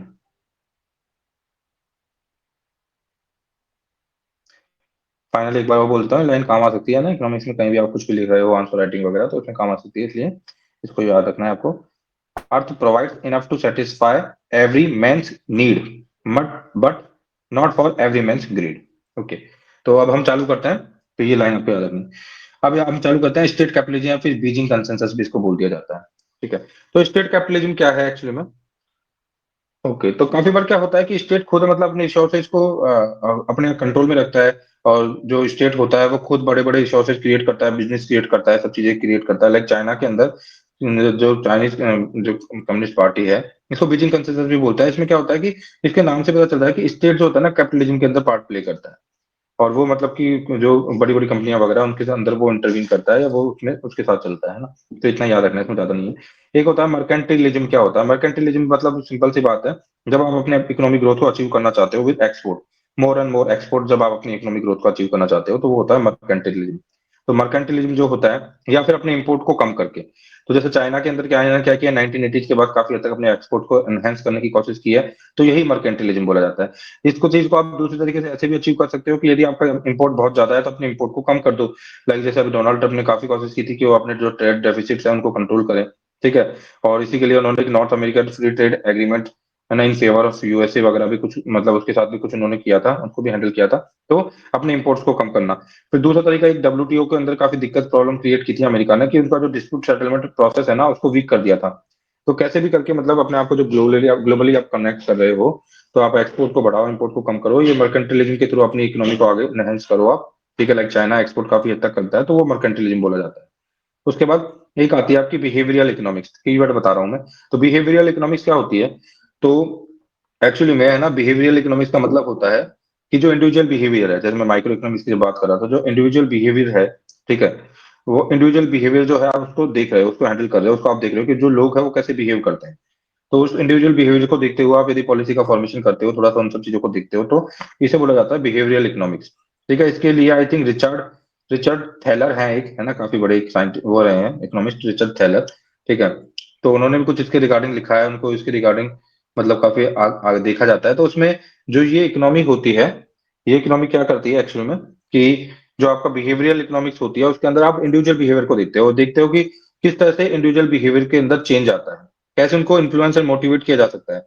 तो इसे नज इकोनॉमी भी बोलते हैं, है ना, इस इकोनॉमी को हम नज इकोनॉमी भी बोलते हैं। ठीक है, तो आपके एक नोबल जो नोबेल प्राइज विनर है, आई थिंक ये है ना, रिचर्ड थैलर, इन्होंने बिहेवियर इकोनॉमिक्स थ्योरी दी है जिसे नज इकोनॉमिक्स भी बोलते हैं। ठीक है, और जो इकोनॉमिकल थ्योरी इन्होंने दी है, इसके थ्रू काफी हद तक आप जो इंडिविजुअल बिहेवियर को एनालिसिस करते हुए और अपनी पॉलिसी फॉर्मेशन के थ्रू, या फिर अपनी जो स्कीम्स है ना, वो उसको बहुत अच्छी तरह से इंप्लीमेंट कर सकते हो। लाइक हमारी जो स्वच्छ भारत मिशन है, जन धन योजना है, बेटी बचाओ बेटी पढ़ाओ, है ना, इसमें आप इंडिविजुअल बिहेवियर को एनालिसिस करते हुए कि कैसे सक्सेसफुल हो सकती है, उसको आप यूटिलाइज कर सकते हो। तो ये बिहेवियरल इकोनॉमिक्स होती है, जहाँ पे आप इंडिविजुअल के बिहेवियर को जाके चेक मतलब एनालिसिस करते हो, और ऑन दैट बिहाफ ऑफ काफी बार आप स्कीम्स या फिर बहुत सारी चीजें लेके आते हो।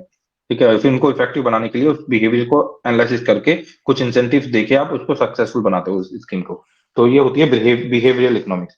अब एक लास्ट वर्ड आता है लाइक ग्रीन इकोनॉमिक्स। तो लाइक पता चलता है सबको ग्रीन इकोनॉमिक्स का मतलब ही क्या है।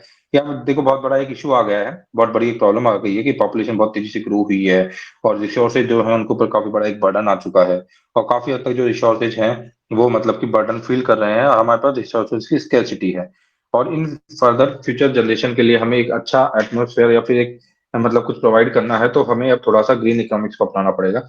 तो वही है, सस्टेनेबल डेवलपमेंट गोल्स को अपनाना।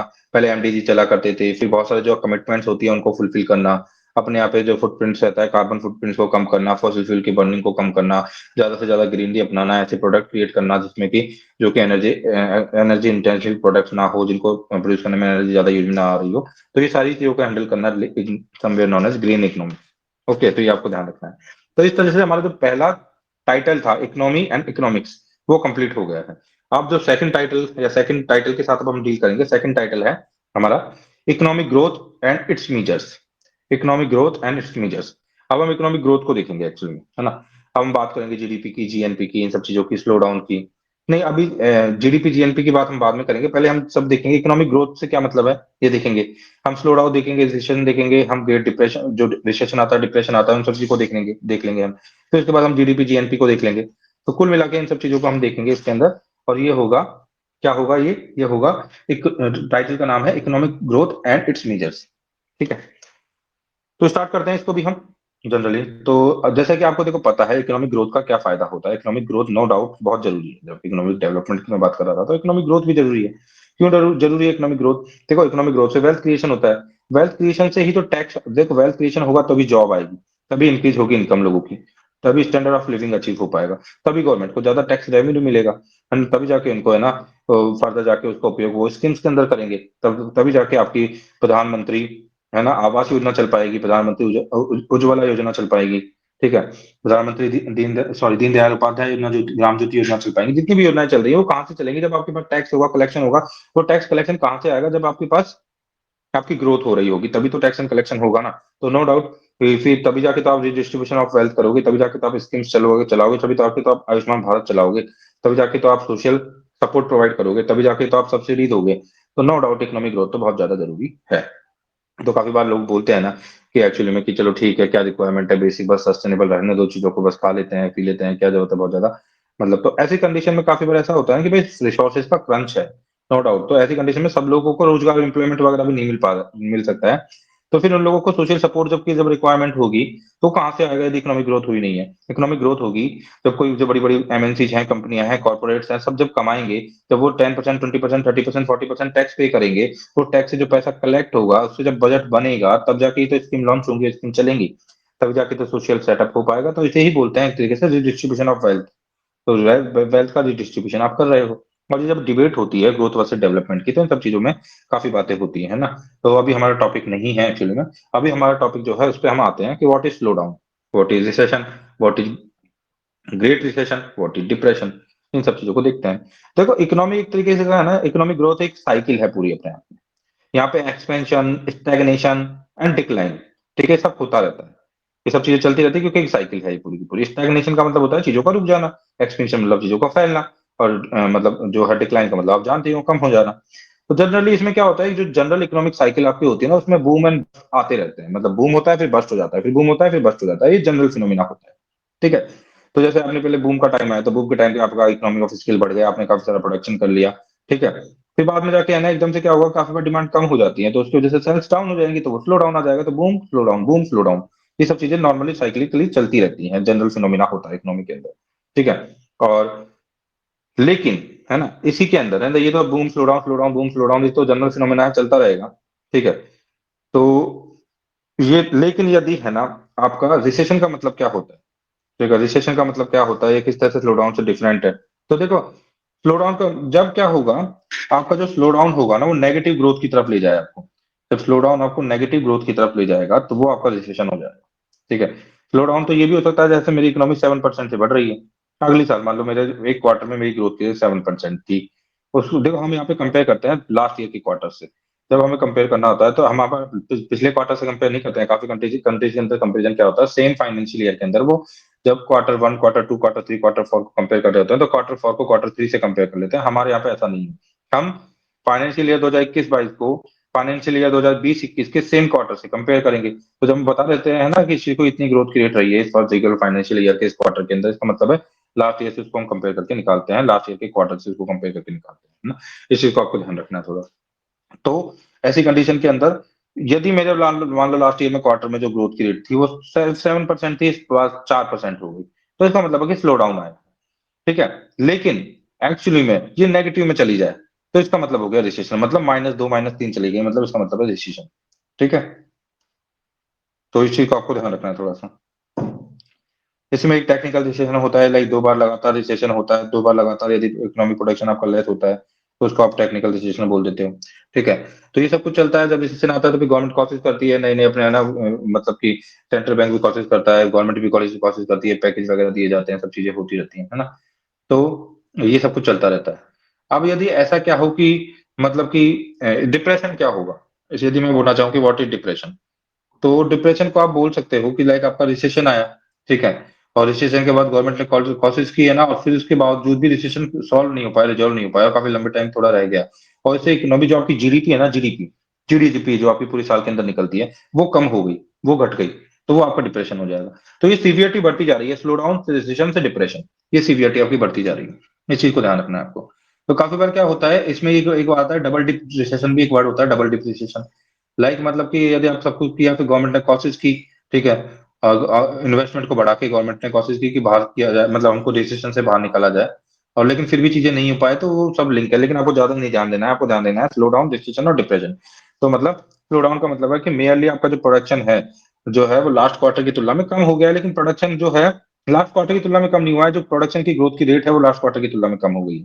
ठीक है, तो मतलब पहले जो ग्रोथ की रेट 7% थी, तो वो 4% रह गई, तो but still you are growing, तो that is slow down. But यदि आपका वो है जो प्रोडक्शन है वो लास्ट ईयर से ही कम चला गया, इन नंबर्स में ही कम चला गया, क्वांटिटी में ही कम चला गया, तो दैट इज रिसेशन। ठीक है, और यदि रिसेशन लंबा हो गया थोड़ा सा, रिसेशन की वजह से जीडीपी ही क्रंच हो गई आपकी, तो दैट इज डिप्रेशन। तो इस तरह से आपको ये जो चीजों को, टर्मिनोलॉजी को समझना है थोड़ा सा। ठीक है, अब देखो, अब हम देखते हैं कि मीजरिंग है ना, हमने इकोनॉमिक ग्रोथ देख लिया और इसके मीजर्स देख लिए, मीजर्स मतलब एंड इट्स मीजर्स, जो इसका मेजरमेंट होगा ना वो देखेंगे। तो जो हमारी इकोनॉमिक ग्रोथ है उसको हम किस किस तरह से मेजर कर सकते हैं। ठीक है, तो पहली बात तो आपको पता है कि जो ऑफिस होता है, अभी हमारे यहाँ पे सीएनएसओ और एनएसएसओ को मर्ज करके एनएसओ बना दिया है। अदरवाइज जो पहले काम हुआ करता था पूरा ये सब कुछ मेजरमेंट करने का, ये सीएसओ का था, सेंट्रल स्टेटिक्स ऑफिस का। ठीक है, और एनएसएसओ और हुआ करता था, उसका काम हुआ करता था मतलब सर्वे वर्वे करके सैंपल वगैरह क्रिएट करना। फिर दोनों को चीजों को ध्यान रखते हुए आगे का बजट, आगे की पॉलिसीज वगैरह का फ्रेम किया करते थे। लेकिन अभी रिसेंटली इसको थोड़ा और कॉम्प्रिहेंसिव बनाने के लिए सीएसओ और एनएसएसओ को मर्ज कर दिया गया है 2-3 साल पहले। और सीएसओ और एनएसएसओ को मर्ज करके अब एनएसओ बना दिया है, जो कि नेशनल स्टेटिस्टिक्स मतलब ऑफिस होगा, है ना। तो एनएसएसओ और सीएसओ को मर्ज किया करके NS CSSO, sorry, 1 minute, NSSO plus CSO को मर्ज करके एनएसओ बना दिया गया है। ओके, इस चीज का आपको ध्यान रखना है। अब ये जो ऑर्गेनाइजेशन होता है, ये बॉडी होती है ना जो आपकी मॉस्पी के अंदर आती है ना, मॉस्पी के अंदर जो आती है, ये आपका काम करती है किस चीज का, जो आपकी मॉस्पी है उसकी फुल फॉर्म आपको याद रखनी है, ministry of statistics and programme implementation, इसके अंदर आपके एनएसओ आता है। अब ये एनएसओ का काम है जो भी आपका जीडीपी जीएनपी वगैरह सब चीजों को कैलकुलेट करना। ठीक है, तो ये लोग करते हैं, देखते हैं कि कौन कैसे करेगा, कौन से पैरामीटर्स को काम मिलेगा, अभी हम उसको बाद में देखेंगे। पहले हम देख लेते हैं what is GDP and what is GNP. तो देखो, जीडीपी का मतलब सिंपल सी बात है, आपका जो फिजिकल बाउंड्री है, आपकी जो कंट्री का फिजिकल स्पेस है, उस फिजिकल स्पेस के अंदर जो भी चीजें बन रही हैं, चाहे वो टेंजिबल हो चाहे वो इनटेंजिबल हो, चाहे आप उनको टच कर सके ना कर सके, चाहे सर्विस हो चाहे गुड्स हो, जो भी बन रहा है आपकी फिजिकल बाउंड्री के अंदर, उसका ओवरऑल वैल्यूएशन इज जीडीपी। दोबारा सुन लो, आपकी कंट्री की फिजिकल बाउंड्री के अंदर, फिजिकल स्पेस के अंदर, फिजिकल बाउंड्री के अंदर वॉट एवर जो भी प्रोड्यूस हो रहा है, उसका actual entire valuation is GDP. ये होता है जीडीपी। और जीएनपी होता है कि आप इंडिया के सिटीजन्स, इंडिया के लोग all over the world what ever जो भी प्रोड्यूस कर रहे हैं, उसका एंटायर जो वैल्यूएशन होता है वो होता है जीएनपी। इस चीज को आपको ध्यान रखना है। तो काफी बार ये भी चलता रहता है कि जीडीपी ज्यादा अच्छा तरीका है या जीएनपी ज्यादा अच्छा तरीका है। यदि आपको देखना हो सब चीजों को, है ना, नेशनल इनकम को यदि आपको काउंट करना हो, यदि नेशनल कंपेरिजन आपको करने हो, तो जीडीपी ज्यादा बेटर है या जीएनपी ज्यादा बेटर है। तो बहुत सारी चीजों को देखने के बाद यही समझ आया कि जीडीपी ज्यादा बेटर टूल है, क्योंकि जीडीपी आपकी कंट्री के अंदर होने वाली इन्वेस्टमेंट को भी ट्रैक करता है। तो मैंने बता दिया कि कंट्री के अंदर जो भी हो रहा है उसका, सॉरी, एंटायर जो वैल्यूएशन है वो आपका क्या है, जीडीपी है। कंट्री के अंदर जो कुछ कुछ भी हो रहा है उसका एंटायर वैल्यूएशन। तो इसके अंदर पता है इसको ज्यादा होलिस्टिक क्यों बताया गया है, जीडीपी को ये ज्यादा अच्छा मेजर क्यों है, क्योंकि इसमें होता क्या है कि इसके अंदर आपकी सब चीजें आ जाती हैं। आप टैक्स रेवेन्यू वगैरह, उसके अलावा इन्फ्लेशन वगैरह, जॉब क्रिएशन वगैरह, फॉरेन मतलब एफडीआई वगैरह, सब चीजों को आप इसमें हैंडल कर लेते हो, देख लेते हो। इस वजह से थोड़ा ज्यादा होलिस्टिकली लिया जाता है जीडीपी जो होता है ना। अब मैं बता दूं, इंडिया का जो जीडीपी अराउंड 200 लाख करोड़ के आसपास है नॉमिनल टर्म्स, रियल टर्म्स में लगभग 140-45 लाख करोड़ के आसपास है। मैं बताऊंगा सब कुछ, ये 200 लाख करोड़ का मतलब क्या है, 145 लाख करोड़ का मतलब क्या है नॉमिनल, क्या है रियल। और वैसे हमारा जो है, यदि मैं डॉलर में बताना चाहूँ तो $2.7 ट्रिलियन के आसपास हमारा जीडीपी अभी है। ठीक है, ये सब चीजें बताई जाएंगी कि what is dollar, what is trillion, what is billion, what is million, what is nominal, what is real, what is constant, what is current. वो सब चीजें मैं धीरे धीरे बता दूंगा, आपको पता चल जाएगा सब कुछ। अभी रिसेंटली मैंने केवल इतना बताया है जस्ट कि what is GDP and what is GNP. तो जीडीपी क्या है और जीएनपी क्या है। तो GDP, whatever in your physical boundary you are producing, the entire valuation of that produce is known as GDP. ठीक है, and whatever your citizen are producing that is known as GNP. ठीक है, तो ये GNP होता है। अब GDP से यदि जीएनपी निकालना है तो सिंपल सी बात है, net factor income from abroad यदि आप, है ना, जोड़ दोगे, net factor income from abroad यदि आप जीडीपी में जोड़ दोगे, तो somewhere you you will get GNP. ठीक है, अब इतने ज्यादा आपको समझ आ चुका है, वैसे ज्यादा इसमें अंदर जाने की जरूरत नहीं है, बेसिक जो थीम है वो समझ आ गई है आपको, what is GDP, what is GNP. एक होता है ग्रॉस वैल्यू एडेड, जीवीए। तो देखो ग्रॉस वैल्यू एडेड में आपको ज्यादा चक्कर में नहीं पड़ना है। देखो हमारे यहाँ पे जनरली हमने इकोनॉमी को तीन सेक्टर्स में बांट रखा है, एक प्राइमरी सेक्टर है, एक सेकेंडरी सेक्टर है, और एक आपका टर्सरी सेक्टर है। तो आपका जो प्राइमरी सेक्टर है उसमें क्या क्या आता है, उसमें एग्रीकल्चर आता है, उसमें फॉरेस्ट्री आती है, उसमें फिशिंग आती है, तो उसमें माइनिंग आ जाती है, उसमें क्वेरिंग आ जाती है। सेकेंडरी सेक्टर के अंदर आपकी मैन्युफैक्चरिंग आ जाती है, इलेक्ट्रिसिटी आ जाता है, गैस आ जाता है, वाटर आ जाता है, सप्लाई आ जाता है, कंस्ट्रक्शन आ जाता है। टर्सरी सेक्टर के अंदर आपका जितना भी trade, hospital, transport, communication service, financial, real estate service, public administration service, जो हम लोग करेंगे, जो लोग जिसके लिए प्रिपेयर कर रहे हैं लोग, ठीक है, वो हो गया, डिफेंस हो गया, सब चीजें जो होंगी आपकी वो किसके अंदर आ जाएंगी, वो सारी की सारी चीजें आपकी टर्सरी सेक्टर में आ जाएंगी। तो कभी पूछा जाए कि पब्लिक एडमिनिस्ट्रेशन किसमें आता है, टर्सरी सेक्टर में आता है। डिफेंस और अदर सर्विस किसमें आती है, जो सर्विसेज है वो तो अपने आप ही टर्सरी सेक्टर के अंदर आएंगी, ध्यान ही रखना। ठीक है, तो जिस एग्जाम के लिए हम लोग इंस्पायर्ड हैं, वो एग्जाम के थ्रू जब हम जाएंगे पब्लिक एडमिनिस्ट्रेशन में, तो वो टर्सरी सेक्टर के अंदर आएगा। ओके। उसके अलावा उसके अलावा आपका जो है सेकंडरी सेक्टर वगैरह में बता दी, तो हर किसी का ग्रॉस वैल्यू एडिटेड होता है। तो देखो सिंपल सी बात है, आपको ज्यादा इसमें बहुत ज्यादा चक्कर में नहीं पड़ना है। जीडीपी कुछ नहीं होती है। देखो जीडीपी का मतलब होता है ग्रॉस वैल्यू एडेड, जो भी है, जो भी whatever the gross value added, उसके अंदर आप क्या कर दोगे, पूरे टैक्सेस जोड़ दोगे, सब्सिडी को घटा दोगे, तो वो जीडीपी बन जाती है। ठीक है, लेकिन ग्रॉस वैल्यू एडिड का मतलब तो यही है कि जो बेसिक एलिमेंट, जैसे मैं बोलना चाहूँ कि मैं फार्मिंग की बात करूँ कि मैंने गेहूं है, गेहूं के अंदर मैंने क्या किया, गेहूं के अंदर गेहूं मैंने उगाया, तो फार्म के अंदर खेत के ऊपर क्या क्या हुआ, गेहूं के अंदर, गेहूं के लिए मैं बीज लेके आया, मैंने उगाया, ठीक है, वो पैसा लगा। उसके बाद आपका, उसमें मैंने लेबर किया, उसमें मैंने पानी दिया, उसमें मैंने सॉइल दिया, हालांकि सॉइल वगैरह पानी वगैरह को हम इतना काउंट नहीं करते हैं। जो भी चीजें हमने ऐड करके जो फाइनल मैंने प्रोड्यूस अचीव कर लिया, ठीक है, वो ग्रॉस वैल्यू एडेड हो गया आपका, कुल मिला के ना। तो रॉ वे में अब जब ये मार्केट में आएगा तो इसके ऊपर टैक्स वैक्स लगा सकते हैं लोग, या इसके ऊपर सब्सिडी दे सकते हैं, तो वो जीडीपी हो जाएगी। That is GDP. जीडीपी में हम टैक्स वगैरह और इन सब चीजों को काउंट कर लेते हैं ना, सब्सिडी वगैरह को। ठीक है, जीवीए के अंदर ये चीजें काउंट नहीं होती है, इस चीज को ध्यान रखना। जीवीए मतलब बिल्कुल raw format, gross value added, मतलब अभी तो आपने किसी चीज को रॉ चीज से फिनिश चीज ही बनाया है, तो उसमें जितनी भी वैल्यू आपने ऐड की है, that is gross value added. ठीक है, तो ये ध्यान रखना। फिर आपने उसमें सब्सिडी और उन सब चीजों को कंबाइन कर दोगे तो फिर से जीडीपी निकल के आ जाएगी, है ना। तो इतना सिंपलेस्ट वे में इसको ध्यान रखना है, जीवीए को कुछ नहीं होता है। जो भी आप ऐड कर रहे हो ना किसी चीज के अंदर, फिर उसको फाइनली प्रोड्यूस कर रहे हो, लेकिन अभी उसको आपने मार्केट में लाया नहीं है, तो वो होता है आपका ग्रॉस वैल्यू एडेड। अब देखते हैं हम, एक वर्ड आता है ट्रांसफर पेमेंट।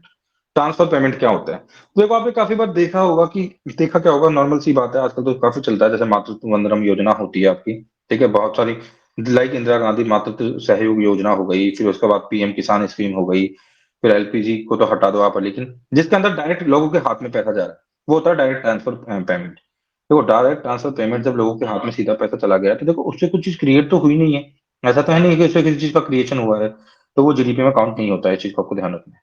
ठीक है, जब हम मतलब different different of the methods होंगे जीडीपी की कैलकुलेशन को हम देखेंगे, three types of the methods होते हैं जीडीपी कैलकुलेशन के लिए, एक्सपेंडिचर मेथड, इनकम मेथड, है ना, ये सब चीजें होंगी, तो उसको हम देखेंगे।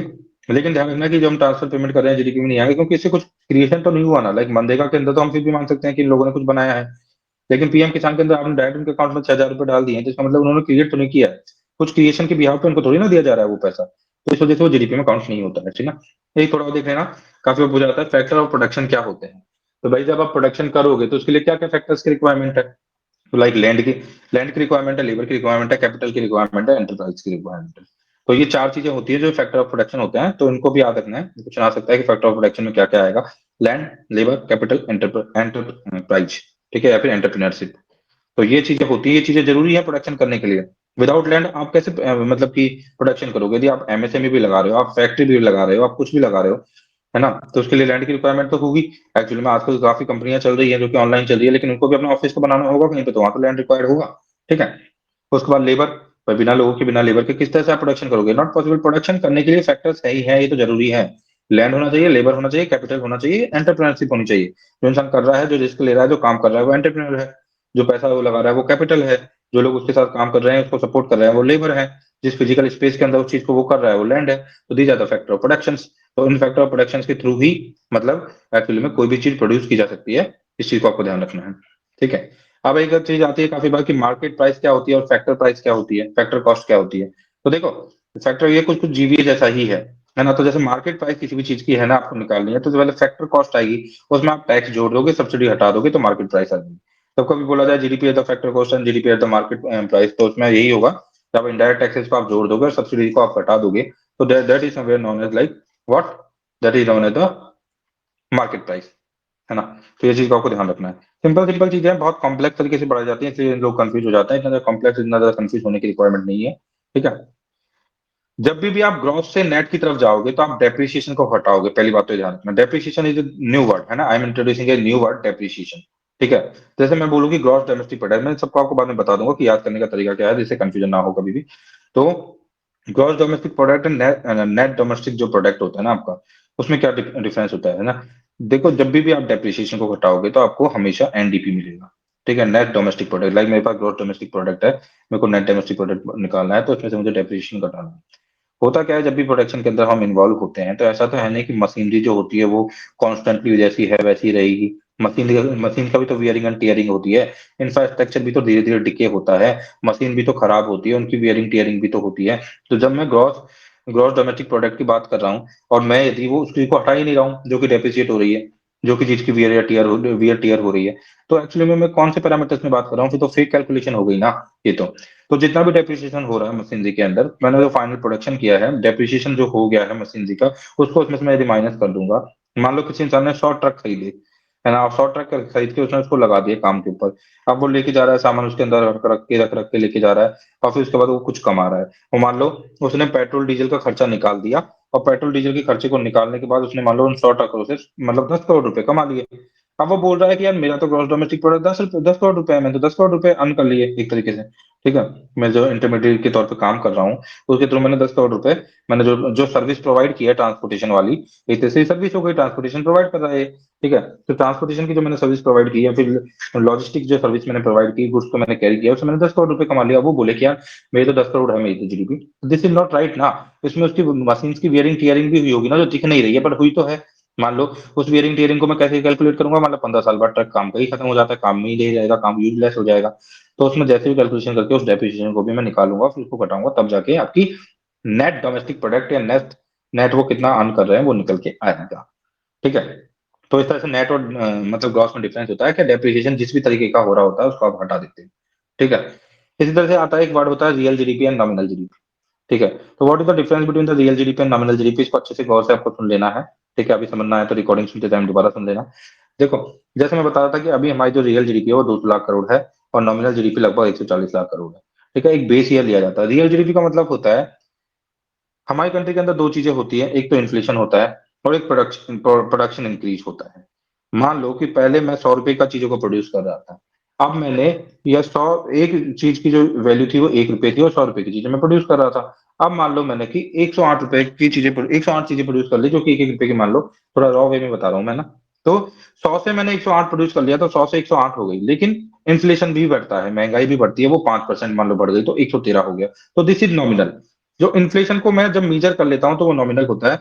जब इन्फ्लेशन को मैं हैंडल नहीं करता हूं, इन्फ्लेशन को मैं दूर रखता हूं, मैं केवल ग्रोथ को देखता हूं in the terms of production या वॉट एवर जो हो रहा है, तो वो होती है आपकी रियल जीडीपी। तो जब आप इन्फ्लेशन को काउंट करते हो, जैसे हमारे पास काफी फिगर आते हैं कि भाई इस बार ग्रोथ की जो रेट है वो इस पूरे ईयर के अंदर, फाइनेंशियल ईयर के अंदर या फिर कैलेंडर ईयर के अंदर जो ग्रोथ की रेट रही वो 7% रही। तो इसका मतलब है ये रियल ग्रोथ की रेट है। यदि हमारी कंट्री के अंदर जो कि अभी इन्फ्लेशन चल रहा है 6% या 5% चलता है, अभी 6% चल रहा है, तो ओवरऑल जो ग्रोथ की रेट निकाली जाएगी, नॉमिनल ग्रोथ की रेट होगी 13%, 13%, ठीक है।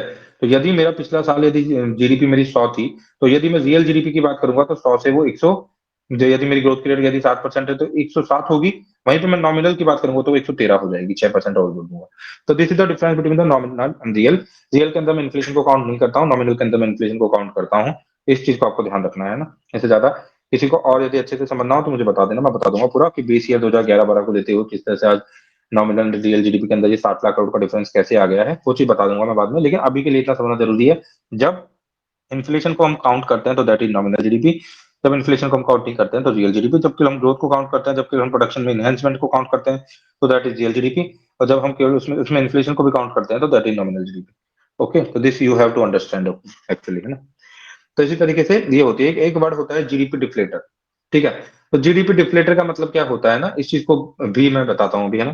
तो थोड़ा सा टेक्निकल चीजें हैं, थोड़ा सा ध्यान रखना है इस चीज को, है ना, कि ये याद ही होना चाहिए। जीडीपी डिफ्लेटर को थोड़े थोड़े टाइम बाद बताऊंगा मैं ना। उससे पहले मैं कुछ और बता देता हूँ आपको। जीडीपी डिफ्लेटर के अलावा या एक वर्ड होता है पोटेंशियल जीडीपी, ठीक है। What is the potential GDP? देखो, पोटेंशियल जीडीपी का मतलब होता है कि हर किसी कंट्री के अंदर खुद का एक रियल पोटेंशियल होता है। ठीक है। आपकी पॉलिसीज की वजह से, कुछ भी और रीजंस की वजह से, कुछ फंडामेंटल प्रॉब्लम्स होने की वजह से, कुछ स्ट्रक्चरल प्रॉब्लम्स होने की वजह से हो सकता है कि जितना आपका ऑप्टिमम यूटिलाइजेशन, आपके ऑप्टिमम जीडीपी का पॉसिबिलिटी है, वो आप अचीव ना कर पाओ। ठीक है। तो जो वो गैप होता है ना बीच का, वो जो गैप रह जाता है आपके बीच का आउटपुट गैप, और मतलब जो एक्चुअली में आपका हो सकता था, तो वो गैप जो होता है उसको क्या नाम देते हैं उससे हमें मतलब नहीं है, लेकिन जो आप कर सकते थे as optimum way, potential GDP. अभी पोटेंशियल जीडीपी का मतलब ऐसा नहीं है कि आप ओवर एक्सप्लॉइटेशन कर रहे हो। ठीक है, ऐसा नहीं। ऑप्टिमम इसका मतलब है ऑप्टिमम, मतलब स्टेबलाइज, ऑप्टिमम, सस्टेनेबल। तो मतलब आप यदि पॉलिसी आपकी ठीक ठाक सी हो, इन्फ्लेशन भी कंट्रोल में रहे, इंटरेस्ट रेट वगैरह सब चीजों को आप हैंडल करते हुए ऑप्टिमम वे में जो अचीव कर सकते हो वो अचीव नहीं कर पाए आप, है ना, या उससे ज्यादा अचीव आप कर गए। ठीक है, दोनों ही चीजें हो सकती हैं। तो वो जो होता है वो आपका पोटेंशियल जीडीपी बोला जाता है, जो कि सस्टेनेबिलिटी को इंश्योर करते हुए आप अचीव कर सकते हो, हर कंट्री का एक पोटेंशियल होता है। ठीक है। काफी कंट्रीज अपनी पॉलिसी की वजह से, स्ट्रक्चरल रिफॉर्म्स नहीं हो पाने की वजह से ऑप्टिमम पोटेंशियल को ग्रैब नहीं कर पाती हैं, ग्रैस्प नहीं कर पाती हैं। ठीक है। तो this is like potential GDP. एक होता है आपका बेस ईयर, है ना। तो बेस ईयर का मतलब है कि जीडीपी के लिए हम बार बार क्या करते रहते हैं कि बेस ईयर को बदलते रहते हैं। बेस ईयर से यहाँ पे क्या मतलब है मेरा, ठीक है, कि जैसे मान लो कि हमने स्टार्टिंग की है जीडीपी कैलकुलेशन के बताते हैं 1956 के आसपास से हमने स्टार्टिंग की है, तो हमने उस टाइम बेस ईयर 1948 के आसपास का लिया था। अब जैसे जब हम आगे बढ़ते हैं तो ऐसी बहुत सारी चीजें होती हैं जिनको कि हम जीडीपी में मतलब इंक्लूड करते हैं, कुछ एक्सक्लूजन होता है, कुछ इंक्लूजन होता है। काफी नई नई चीजें आ जाती हैं, जैसे कि अभी हम सर्विस सेक्टर की बात कर लें, तो पहले तो सर्विस सेक्टर इतना प्रोमिनेंस में नहीं था, अभी सर्विस सेक्टर बहुत प्रोमिनेंस में आ गया, तो उसकी जीडीपी कैलकुलेशन में बहुत ज्यादा यूटिलाइज कर रहे हैं हम। तो समय के साथ एक्सक्लूजन इंक्लूजन होता रहता है, तो इसको ऑप्टिमिस्टिक रखने के लिए हम बार बार बेस ईयर बदलते रहते हैं। उस बेस ईयर को हम जैसे रेफरेंस ईयर लेके चलते हैं, और वहां से हम दोबारा चीजों को एक तरह से 100 पॉइंट मानते हुए चीजों को, और उसके ऊपर हम चीजों को एक्सटेंड करने लगते हैं। तो अभी रिसेंटली हमारा जो बेस ईयर है वो 2011-12, मतलब अभी हमारा जो जीडीपी कैलकुलेशन वगैरह सब चीजों के लिए जो बेस ईयर है 2011-12, इस चीज को आपको ध्यान रखना है दोस्त। ठीक है। तो ये, और इसके अलावा जो करंट एंड कांस्टेंट होती है प्राइसेज, ठीक है, तो करंट प्राइसेज, कांस्टेंट प्राइसेज, ये भी बेस ईयर से ही कंपेरेटिवली होती है, इस चीज को ध्यान रखना है आपको। तो बेस ईयर से कंपेयर करते हुए current prices and constant prices को भी निकाला जाता है। इसके ऊपर कोई क्वेश्चन हो किसी का तो पूछ लेना, मैं बता दूंगा और उसको अच्छे से इसको ना। ठीक है। तो आपको रियल एंड नॉमिनल जीडीपी को तो आपको याद रखना है। ठीक है, इस चीज को आपको ध्यान रखना है। इसके बाद पोटेंशियल जीडीपी मैंने आपको बता दिया है, और उसके बाद पर कैपिटा इनकम को मैं बता देता हूँ थोड़ा सा आपको। देखो, पर कैपिटा इनकम कुछ भी नहीं है, जीडीपी या जीएनपी जो आपकी है उसको आप मिड ईयर पॉपुलेशन से डिवाइड कर देते हो, तो पर कैपिटा इनकम आ जाती है। अब यहाँ पे देखो, एक इंपॉर्टेंट बात है बहुत ही ज्यादा, पर कैपिटा इनकम भी एक हॉलिस्टिक फिगर नहीं है। लाइक इंडिया की जो पर कैपिटा इनकम है बताई जाती है अभी, लाइक 2 लाख, $2,000 है, 2,000 USD है, $2,000 है। देखो, लेकिन ये पर कैपिटा जो इनकम है इसके अंदर तो सब चीजें आ गई, इसमें तो अंबानी जी की इनकम भी है और एक गरीब आदमी की इनकम भी है। दोनों ही लोगों की इनकम इसमें काउंट हो रही है। तो ऐसी कंडीशन के अंदर आप ये नहीं बोल सकते हो कि पर कैपिटा इनकम जो इकोनॉमिक डेवलपमेंट को कहीं भी शो करती है, या फिर ज्यादा इंक्लूसिव फिगर है। बस कंपेरेटिव की वजह से, कंपेरिजन की वजह से हम इसको यूटिलाइज ले लेते हैं। लेकिन जो मैं बता रहा हूँ, $2,000 जो है हमारी पर कैपिटा इनकम, वो तो अंबानी जी की वजह से है, वो तो अडानी जी की वजह से है। यदि आप नीचे वाले 50-60%, 70% लोगों को देखोगे ना, तो उनकी पर कैपिटा इनकम $500-600 निकल के आएगी, जो कि बहुत कम है। तो this is not showing the real figure of the country. जब आप $2,000 पर कैपिटा इनकम की बात कर रहे हो, तो एक्चुअली में सबकी $2,000 पर कैपिटा इनकम नहीं है, ये तो ओवरऑल है। इसमें पूरी जीडीपी के अंदर पूरी पॉपुलेशन का आपने भाग देके इसको निकाला, इसमें अंबानी जी, अडानी जी वगैरह भी आते हैं। इसमें तो इनकम इनक्वलिटीज की वजह से ये काफी, मतलब कि ऐसा है, इनकम इनक्वलिटी होने की वजह से हम इसको एक रिलायबल फिगर नहीं मान सकते हैं, एक उचित फिगर नहीं मान सकते हैं, क्योंकि बहुत सारे ज्यादा ह्यूज अमाउंट में लोग ऐसे हैं जिनकी पर कैपिटा इनकम एक्चुअली में 500, 600, 700 यूएसडी है। ठीक है, पर ईयर, मतलब पर मंथ में निकालना चाहूँ तो मैं बोल सकता हूँ कि काफी लोग 4-5 हज़ार रुपये पर मंथ कमा रहे हैं अभी भी इंडिया के अंदर। ठीक है, तो ये बहुत ही मतलब एक ऐसा फिगर है, मतलब पर कैपिटा हम केवल ग्लोबली अपने आप को कंपेयर करने के लिए है ना। तो लेकिन एक्चुअली में पर कैपिटा इनकम का बहुत ज्यादा यूटिलाइजेशन, आप चाहो कि हमारा $2,000 पर कैपिटा हो गया, तो आपको ये भी देखना पड़ेगा कि इनकम इनक्वलिटीज कितनी है। क्या ये पुअर लोगों की वजह से बढ़ा है? इसके लिए गिनी कॉफिशिएंट होता है। गिनी कॉफिशिएंट या जीनी कॉफिशिएंट का मतलब होता है कि टॉप 10% लोग जो है उनके पास कितना है, उनकी इनकम कितनी है, और टॉप जो बॉटम 10% है आपकी, उनकी इनकम कितनी है, दोनों का जो रेशियो होता है उसको आप जीनी कॉफिशिएंट के हिसाब से निकालते हो। ठीक है। जीनी कॉफिशिएंट जितना ज्यादा होगा उतनी ज्यादा इनक्वलिटीज आपके यहाँ पे होंगी, उतनी ज्यादा असमानता होगी। ठीक है। और असमानता आपकी जितनी ज्यादा होगी, तो पर कैपिटा इनकम का क्या करोगे फिर आप? भाई उसके अंदर तो फिर रियल फिगर तो निकल ही नहीं पा रहा है ना, ज्यादातर लोग तो $400-500 ही कमा रहे हैं, 4-5 हज़ार रुपए ही कमा रहे हैं। ठीक है, तो बहुत कम कमा रहे हैं, $600 कमा रहे हैं तो बहुत कम कमा रहे हैं, तो इस वजह से ये बहुत, बस इंटरनेशनली कंपैरिजन के लिहाज पे ये चीजें ठीक है, बट ग्राउंड रियलिटी इनकी बहुत खराब है। ठीक है, इसको हम मतलब इकोनॉमिक डेवलपमेंट के तौर पर नहीं ले सकते हैं। हाँ, लेकिन भाई पर कैपिटा इनकम बढ़ रही है, इसका मतलब है कि आपकी ग्रोथ हो रही है। डेवलपमेंट में नहीं बोल सकता हूँ कि हो रहा है, पर जब ग्रोथ हो रही है आपकी, तो गवर्नमेंट को टैक्स अच्छा मिलेगा। यदि गवर्नमेंट को टैक्स अच्छा मिलेगा, तो भले ही पर कैपिटा इनकम लोगों की नहीं बढ़ पा रही है, लेकिन सोशल फैसिलिटीज तो वो दे पाएंगे, सोशल स्कीम्स तो वो प्रोवाइड कर पाएंगे, फूड सिक्योरिटी तो प्रोवाइड कर पाएंगे, फूड तो दे पाएंगे, तो बेसिक एमिनिटीज तो लोगों को मिल सकती हैं, बेसिक फैसिलिटीज तो लोगों को मिल सकती हैं। तो उस तरीके से ग्रोथ अच्छी भी है, पर कैपिटा इनका बढ़ना अच्छा भी है, क्योंकि ये ग्रोथ को बढ़ने को बता रहा है। तो फिर डिस्ट्रीब्यूशन किया जाएगा वेल्थ का, गवर्नमेंट स्कीम्स चलाई जाएंगी। यदि एजुकेशन दे दी, यदि हेल्थ दे दी, और यदि फूड दे दिया, तो यदि आपको कम भी मिल रहा है पैसा, एक बोला जाता है, ये बात है ना, एक्चुअली में पूरी तरह से सही नहीं है बात। ऐसा बोलना उचित नहीं होगा, क्योंकि इतना ज्यादा पेनिट्रेशन नहीं है हमारे यहाँ पे अभी भी सोशल सर्विसेज का, सोशल सिक्योरिटीज का, या फिर जो भी स्कीम्स है उन सब का। तो इस वजह से लेकिन माना जाता है कि यदि ग्रोथ भी हो रही है, तो अभी मतलब कि फिर लोगों कंट्री में मतलब बजट के लिए पैसा आ रहा है, तो फिर स्कीम से मिल पा रही है, फूड मिल पा रहा है, हेल्थ मिल पा रही है, एजुकेशन मिल पा रही है, तो थोड़ा बहुत तो चलो ठीक है कि वो 600 700 800 डॉलर जो कमा रहा है, ये संभावना है कि वो उसमें संभावना है कि गवर्नमेंट के सपोर्ट की वजह से वो उसमें काम चला लेगा। लेकिन फिर भी दिक्कत काफी सारी रहती है। तो ये डिबेट डिबेट है, हॉट डिबेट है, काफी चलती रहती है ग्रोथ वर्सेस डेवलपमेंट की। अभी हमको इसके अंदर नहीं जाना है काफी ज्यादा। अब हम आते हैं एक्चुअली में कि जीडीपी जो है, हम जीडीपी जीडीपी जब से कर रहे हैं, जीडीपी को कैलकुलेट कर रहे हैं, जीडीपी की बातें कर रहे हैं, क्या है जीडीपी की लिमिटेशंस भी तो होंगी ना कुछ। भाई क्या लिमिटेशंस है जीडीपी की? तो देखो, जीडीपी की लिमिटेशंस के अंदर बताया जाता है कि भाई ब्लैक मनी जो होती है वो तो इसमें कैलकुलेट ही नहीं होती है, इलीगल एक्टिविटीज तो इसमें आती ही नहीं है ना। टैक्स इवेजन जो होता है वो तो इसमें इंक्लूड ही नहीं हो पाता है। हमारे यहाँ पे बहुत ज्यादा इकोनॉमी है, वो रूरल इकोनॉमी है, ठीक है, और उनके जो ट्रांजेक्शन होते हैं वो तो रिफ्लेक्ट ही नहीं होते इकोनॉमी के अंदर, वो तो बार्टर सिस्टम को यूज में लेते हैं काफी हद तक, वो तो जीडीपी में रिफ्लेक्ट ही नहीं हो पाता है। हमारे यहाँ पे बहुत ज्यादा जो शॉप्स हैं, बहुत ज्यादा जो ऑक्यूपेशन है, उसमें भी लोग काफी ज्यादा इनफॉर्मल ऑक्यूपेशन के अंदर इन्वॉल्व है, ठीक है। मतलब एक्चुअली में फॉर्मल ऑक्यूपेशन नहीं है जिसका कि रिकॉर्ड डाटा आता हो, इनफॉर्मल ऑक्यूपेशन है काफी हद तक, जिनके की ट्रांजेक्शन वगैरह है ना काफी हद तक मतलब कि दिखते भी नहीं है। तो उनका कहाँ, उनके उनका एस्टिमेट कहाँ जाएगा ना, वो एस्टिमेट नहीं है एक्चुअली में, ठीक है। उसके अलावा जैसे कि केयर गिविंग जो होती है, लाइक जैसे केयर गिविंग का मतलब हो गया कि जैसे डोमेस्टिक वर्क, ठीक है, और जो हाउस कीपिंग वगैरह का काम जो अब महिलाएं जो करती हैं घर के अंदर जो काम, उसको तो कैलकुलेट ही नहीं कर रहे हो आप जीडीपी में, उनके काम का तो कोई मतलब ही नहीं है आपके लिए, ठीक है। तो ये सब चीजें है ना, लिमिटेशन ऑफ जीडीपी को बताती हैं।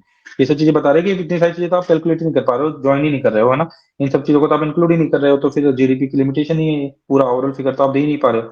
हाँ, लेकिन कंपेरिजन, इंटरनेशनल कंपेरिजन के बिहाफ पे आपने कुछ स्टैंडर्ड सेट किए हो इंटरनेशनली, उनको फॉलो अप करते हुए आप अपनी जीडीपी निकाल रहे हो। उसके अलावा, ठीक है, ये तो जीडीपी की लिमिटेशन हो गई कवरेज वाली, की कवरेज कम है जीडीपी का, है ना। उसके अलावा जीडीपी की जो लिमिटेशन क्वालिटी वाइज भी हो सकती है ना, क्वालिटी वाइज भी जीडीपी की लिमिटेशन हो सकती है। तो क्वालिटी वाइज लिमिटेशन कैसे होंगी? देखिए, ठीक है, इसके अंदर आपने इनइक्विलिटी को तो इंक्लूड ही नहीं किया, आप तो जीडीपी की बात कर रहे हो, आप बोल रहे हो $2.7 ट्रिलियन इकोनॉमी हमारी जीडीपी है। और ये भी तो देखो उसमें कितना शेयर प्रोडक्शन के अंदर, मतलब उस जो आप जीडीपी आपने आ गई है, तो उसमें इनइक्विलिटी भी तो कितनी ज्यादा है ना कंट्री के अंदर। तो आप तो केवल जीडीपी को देख रहे हो, इनइक्विलिटी को नहीं देख रहे हो कि कितना ज्यादा पैसा जो है केवल बहुत सारे कम लोगों के पास है, ठीक है। जब आप जीडीपी को देख रहे हो, तो आप इन्वायरमेंट कॉस्ट को नहीं देख रहे हो आप, कि कितना आपने इन्वायरमेंट का एक्सप्लोरेशन किया है, कितना आपने नेचुरल रिसोर्सेज को एक्सप्लोरेशन किया है, कितना आपने पॉल्यूशन किया है, वो आप काउंट ही नहीं कर रहे हो, ठीक है। पॉवर्टी वगैरह को आप देख ही नहीं रहे हो इस चीज के अंदर। और हेल्थ एजुकेशन वगैरह के ऊपर मतलब कि क्या चल रहा है उसको आप ज्यादा नहीं देख पा रहे हो। तो मतलब एक्चुअली में जो जीडीपी है उसकी बहुत सारी लिमिटेशन है। तो काफी बार बोला जाता है कि ये केवल ग्रोथ है, प्रोग्रेस को नहीं बताती है जीडीपी, ठीक है। ये तो केवल ग्रोथ है कि बढ़ते जा रहे हैं, बढ़ते जा रहे हैं, बढ़ते जा रहे हैं, इंक्लूसिव जैसा इसमें कुछ नहीं है ना, लाइक दैट। तो दिस इज सब एवरीथिंग भाई, मैंने सब कुछ बता दिया आपको थोड़ा बहुत, जीडीपी जीएनपी के बारे में, जीडीपी की लिमिटेशन के बारे में, पर कैपिटा इनकम के बारे में। उसके अलावा कुछ चीजें लाइक बेस ईयर क्या होता है, उसके बाद रियल एंड नॉमिनल जीडीपी क्या होती है, पोटेंशियल जीडीपी क्या होती है, इन सब चीजों को मैंने आपको इंडिकेट इनको बता दिया है। अब हम थोड़ा देखते हैं national income statistics in India जो है वो क्या है, कौन सी मिनिस्ट्री के अंदर आता है, मतलब पूरा जो सब कुछ चल रहा है, जीडीपी की कैलकुलेशन, पर कैपिटा इनकम की कैलकुलेशन, इन सब चीजों की जो कैलकुलेशंस चल रही हैं वो क्या है एक्चुअली में, उसको हम देखते हैं ना, कैसे चल रही है, वो कौन कर रहा है, उसको क्या बेस ईयर वगैरह वगैरह। तो मैं पहले बता दिया, पहले सीएसओ हुआ करता था जो कि मॉस्पी के अंदर आता था, मॉस्पी एमओपी एसपीआई, मॉस्पी मतलब होता है ministry of statistics and programme implementation, है ना। तो जो होती है इसके अंदर सीएसओ होता है आपका, ठीक है।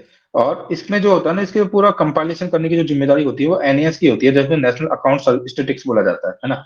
बाद में आपने बता दिया सीएसओ और एनएसओ दोनों को मर्ज करके बना दिया गया है एनएसओ, ठीक है। एनएसओ ये सारा काम कर रहा है, ठीक है। तो ये नया इंस्टीट्यूशनल फ्रेमवर्क क्रिएट हो चुका है 2019 के अंदर, एनएसओ नेशनल स्टेटिस्टिकल जो ऑफिस है वो आ चुका है, जो भी मॉस्पी के अंदर आता है। पहले सीएसओ और एनएसएसओ अलग अलग काम किया करते थे, उनमें सिनर्जी लाने के लिए इन दोनों को मर्ज करके बना दिया गया है। और उसके अलावा मतलब कि हाँ, मतलब कि हमारा जो एनएस, हमने इसके अलावा एक नेशनल स्टेटिस्टिकल कमीशन का भी फॉर्मेशन किया है 2006 के अंदर। तो मतलब इन सब चीजों के थ्रू, अब ये सब चीजें क्यों जरूरी है तो सबको ही पता है भाई, कैलकुलेशन बहुत ज्यादा जरूरी है, ठीक है, जब ये कैलकुलेशंस होंगी तभी जाके तो एक्चुअली में हमको पता होगा कि रियली कहाँ रिक्वायरमेंट है किस चीज की। जब कैलकुलेशन ही नहीं होंगे, पूरे डाटा ही नहीं आ रहे होंगे, तो किस तरह से हम पॉलिसी फॉर्मेशन करेंगे, कैसे हम बजट के थ्रू हमारा जो है कहाँ पे खर्चा होना चाहिए कहाँ पे नहीं होना चाहिए उसको एस्टिमेट कर पाएंगे, तो इसलिए बहुत ज्यादा जरूरी है सब चीजें, है ना। ठीक है। और मतलब हमने न्यू जीडीपी सीरीज स्टार्ट की है, जो हमने जिसमें बेस ईयर को 2011-12 माना है। और मतलब इसमें क्या होता है कि सेक्टर जो न्यू जीडीपी सीरीज जब स्टार्ट होती है, बेस ईयर जब आप मानते हो, तो इसमें आपके आइटम्स भी बदल जाते हैं। मतलब एक्सक्लूजन इंक्लूजन होता है, कुछ चीज को आप इंक्लूड करते हो, कुछ को आप एक्सक्लूड करते हो, बाहर निकालते हो, है ना। तो वो सब कुछ चलता रहता है। ठीक है। तो जैसे बताते हैं कि जैसे हमारा जो पहला वाला बेस ईयर था, जो कि बेस ईयर हमारा पुराना वाला बेस ईयर आई थिंक जो था, उस बेस ईयर के बिहाफ पे जो हमारा जो सेकेंडरी सेक्टर में जो एमएसएमई आती है, जो इंडस्ट्री आती है ना, वो इंडस्ट्री का जो कंट्रीब्यूशन होता था वो जीडीपी में 11.9% होता था। दो पहले हमारा बेस ईयर 2004-05 था, अभी 2011-12 है। तो बताते हैं कि कुछ इंक्लूजन इस तरीके से किए गए हैं कि अभी मैन्युफैक्चरिंग का जो हमारा शेयर है, वो पहले जो 11.9% हुआ करता था 2004-05 की को बेस ईयर मानते हुए, वो 15.8% हो गया है। तो मतलब ये इंक्लूजन एक्सक्लूजन की वजह से भी काफी चीजें होती हैं। तो है ना, इसके ऊपर काफी डिबेट भी हुई थी, अभी काफी हॉट डिबेट में रहा था कि ये जो एक्चुअली में आप जो चीजें यूज में ले रहे हो ना जीडीपी कैलकुलेशन के लिए, जो बेस ईयर आपने बनाया है, जो पैरामीटर्स आप यूज में ले रहे हो, वो पैरामीटर्स कहीं ना कहीं पे है ना इनहेंस करके बता रहे हैं आपकी जीडीपी को। थोड़ा सा ना फेकनेस है इसके अंदर ना, उतना ज्यादा रिलायबल नहीं है, अलग अलग लगातार मतलब ये बातें उस टाइम चल रही थी। तो ऐसी ऐसी बातें वो बोल रहे थे, लेकिन अभी वो सीरीज चल रही है और 2011-12 को हमने बेस ईयर बनाया है, और सब उसी के भी आप हम सारा कैलकुलेशन अभी कर रहे हैं। ठीक है। तो ये चल रही है। एक्चुअली में हमारे जो है ना चीफ इकोनॉमिस्ट एडवाइजर थे, पूर्व बहुत फॉर्मर चीफ इकोनॉमिस्ट जो इकोनॉमिक एडवाइजर हमारे अरविंद सुब्रमण्यम थे, उन्होंने बहुत सारी मतलब स्टडीज करके और बहुत सारी चीजों को बता के बताया कि एक्चुअली में आप बता रहे हो कि भाई 7% की ग्रोथ की रेट चल रही है, 2017-18 तक चलती आई जो 7% की ग्रोथ की रेट। लेकिन उन्होंने बताया कि जिस तरह से हमारा सारे दूसरे पैरामीटर्स ने परफॉर्म किया है, तो ये रेट जो है उसका 7% होना बहुत ही हद तक पॉसिबल नहीं है ना। तो उस भी आपसे उन्होंने कुछ क्रिटिसाइज भी किया था इन सब चीजों को, है ना। अब इसमें एक आपको चीज और ध्यान रखनी है, वो कौन सी चीज है, एक है सिस्टम ऑफ नेशनल अकाउंट्स। तो कभी आ जाता है कि what is system of national account, तो ये 2008 के अंदर आया है सिस्टम ऑफ नेशनल अकाउंट्स। तो ये लेटेस्ट वर्जन है इंटरनेशनल जो स्टेटिस्टिकल स्टैंडर्ड है ना, उसके भी हाथ पे। तो उसको में जो इंटरनेशनल स्टेटिस्टिकल की जो स्टैंडर्ड है उनको हम फॉलो कर रहे हैं, उसके लिए हमने सिस्टम ऑफ नेशनल अकाउंट 2008 में अंदर क्रिएट किया है, ताकि हम ग्लोबल स्टैंडर्ड्स को मैच कर सके, ताकि हम ग्लोबल स्टैंडर्ड को मैच कर सके। तो उसके लिए हमने ये ना जो आपका नेशनल जो सिस्टम ऑफ नेशनल अकाउंट जो है वो स्टार्ट किया है 2008 के अंदर, इस चीज को ध्यान रखना। ठीक है। तो ये है सारी चीजें। उसके बाद अभी जो लेटेस्ट जो मैं आपको बताया कि प्राइमरी सेक्टर होता है, एक सेकेंडरी सेक्टर होता है, एक आपका टर्सरी सेक्टर होता है। ठीक है। तो इस तरह से मैं हमारी इकोनॉमी को डिवाइड कर सकता हूँ। दूसरा हमारी जो डिवाइड करने का तरीका होता है इकोनॉमी का, उसमें एक में एग्रीकल्चर लेता हूँ, एक में मैं इंडस्ट्री लेता हूँ, ठीक है, और एक में मैं सर्विस सेक्टर लेता हूँ। तो 2011-12 के बिहाफ में मैं बता दूं कि अभी 2-3 साल पहले जो कंट्रीब्यूशन था, चलो मैं लेटेस्ट कंट्रीब्यूशन ही बता देता हूँ। तो एग्रीकल्चर का जो हमारी जीडीपी के अंदर कंट्रीब्यूशन है, अराउंड बताया जाता है कि 17-16% के आसपास है। और जो आपका सर्विस का है वो 53-54-55% के आसपास है, और इंडस्ट्री का अराउंड 30% के आसपास है। तो ये आपका डिफरेंट डिफरेंट सेक्टर्स जो है, तो मतलब जब जीडीपी को या इकोनॉमी को मैं डिवाइड करता हूँ, सॉरी, तो मैं अलग अलग पैरामीटर्स हो सकते हैं। कभी कभी मैं primary sector, secondary sector and tertiary sector बोल देता हूँ। ठीक है।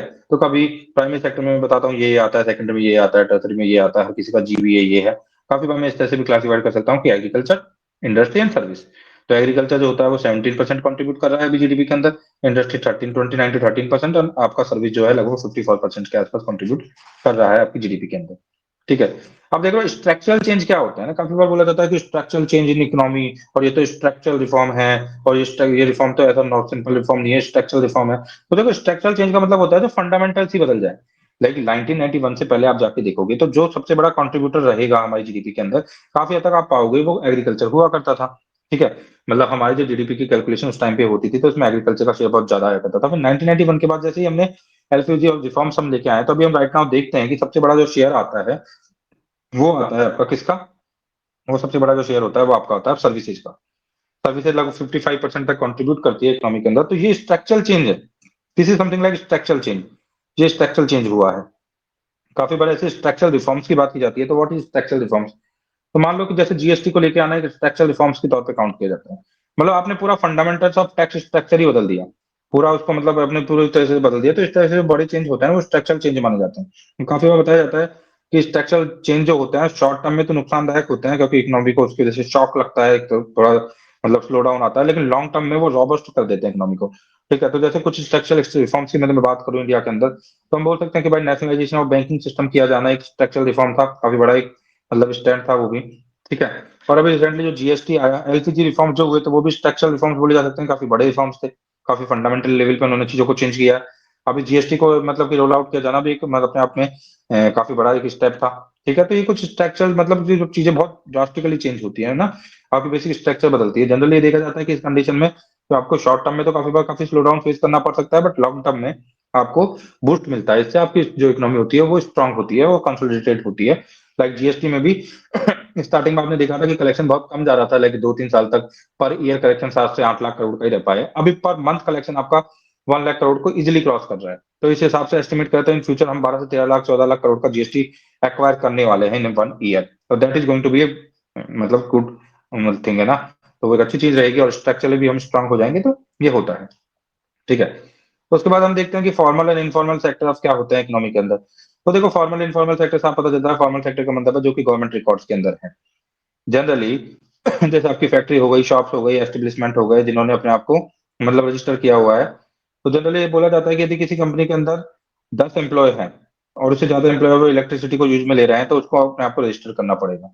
इस तरह से मतलब 20 से ज्यादा एम्प्लॉय हैं लेकिन इलेक्ट्रिसिटी के बिना है, तो उनको भी रजिस्टर करना पड़ेगा। तो इस तरह से अपना रजिस्ट्रेशन करवा के ये ऑर्गेनाइज सेक्टर के अंदर हम आपको कन्वर्ट कर लेते हैं, और जितना ज्यादा सेक्टर ऑर्गेनाइज होगा ना उतना अच्छा होगा, क्योंकि उतना आपके उसकी ट्रैकिंग एंड ट्रेस आप कर पाओगे। और उतना ज्यादा आप जब पॉलिसी फॉर्मेशन के अंदर जाओगे तो जो स्टेट जो मतलब एरिया स्पेसिफिक अप्रोच आप अपना पाओगे। तो इसी वजह से थोड़ा फॉर्मलाइजेशन को कर इंश्योर करने के लिए गवर्नमेंट ऑफ इंडिया भी राइट नाउ काफी चीजें कर रही है, लाइक डिमोनेटाइजेशन को किया जाना, जीएसटी को रोल आउट करना, जन धन, डिजिटल इंडिया वगैरह। और अभी शायद आई थिंक जो लेबर कार्ड वगैरह का सिस्टम चल रहा है, तो सभी फॉर्मलाइजेशन को लाने की कोशिश है कि थोड़ा फॉर्मलाइजेशन चीजों का किया जाए। ठीक है, तो इसमें specifically demonetisation, GST, Jan Dhan, digital India, incentives वगैरह, ये तो काफी हद तक की कोशिश कर रहे हैं कि फॉर्मलाइजेशन इंश्योर किया जाए और भी ज्यादा फॉर्मलाइजेशन किया जाए ज्यादा। ठीक है, जो कि फॉर्मलाइजेशन हमारे यहाँ पर काफी बड़ी इनफॉर्मल इकोनॉमी है, तो फॉर्मलाइजेशन किया जाए। तो ये हो गया आपका। अब हम थोड़ा सा और इकोनॉमिक ग्रोथ को देखते हैं, तो लाइक इकोनॉमिक ग्रोथ में साइक्लिक ग्रोथ हो सकती है, स्ट्रक्चरल ग्रोथ हो सकती है, ये सब मैंने बता दिया, ज्यादा इसमें देखना नहीं है ग्रोथ ग्रोथ को, है ना।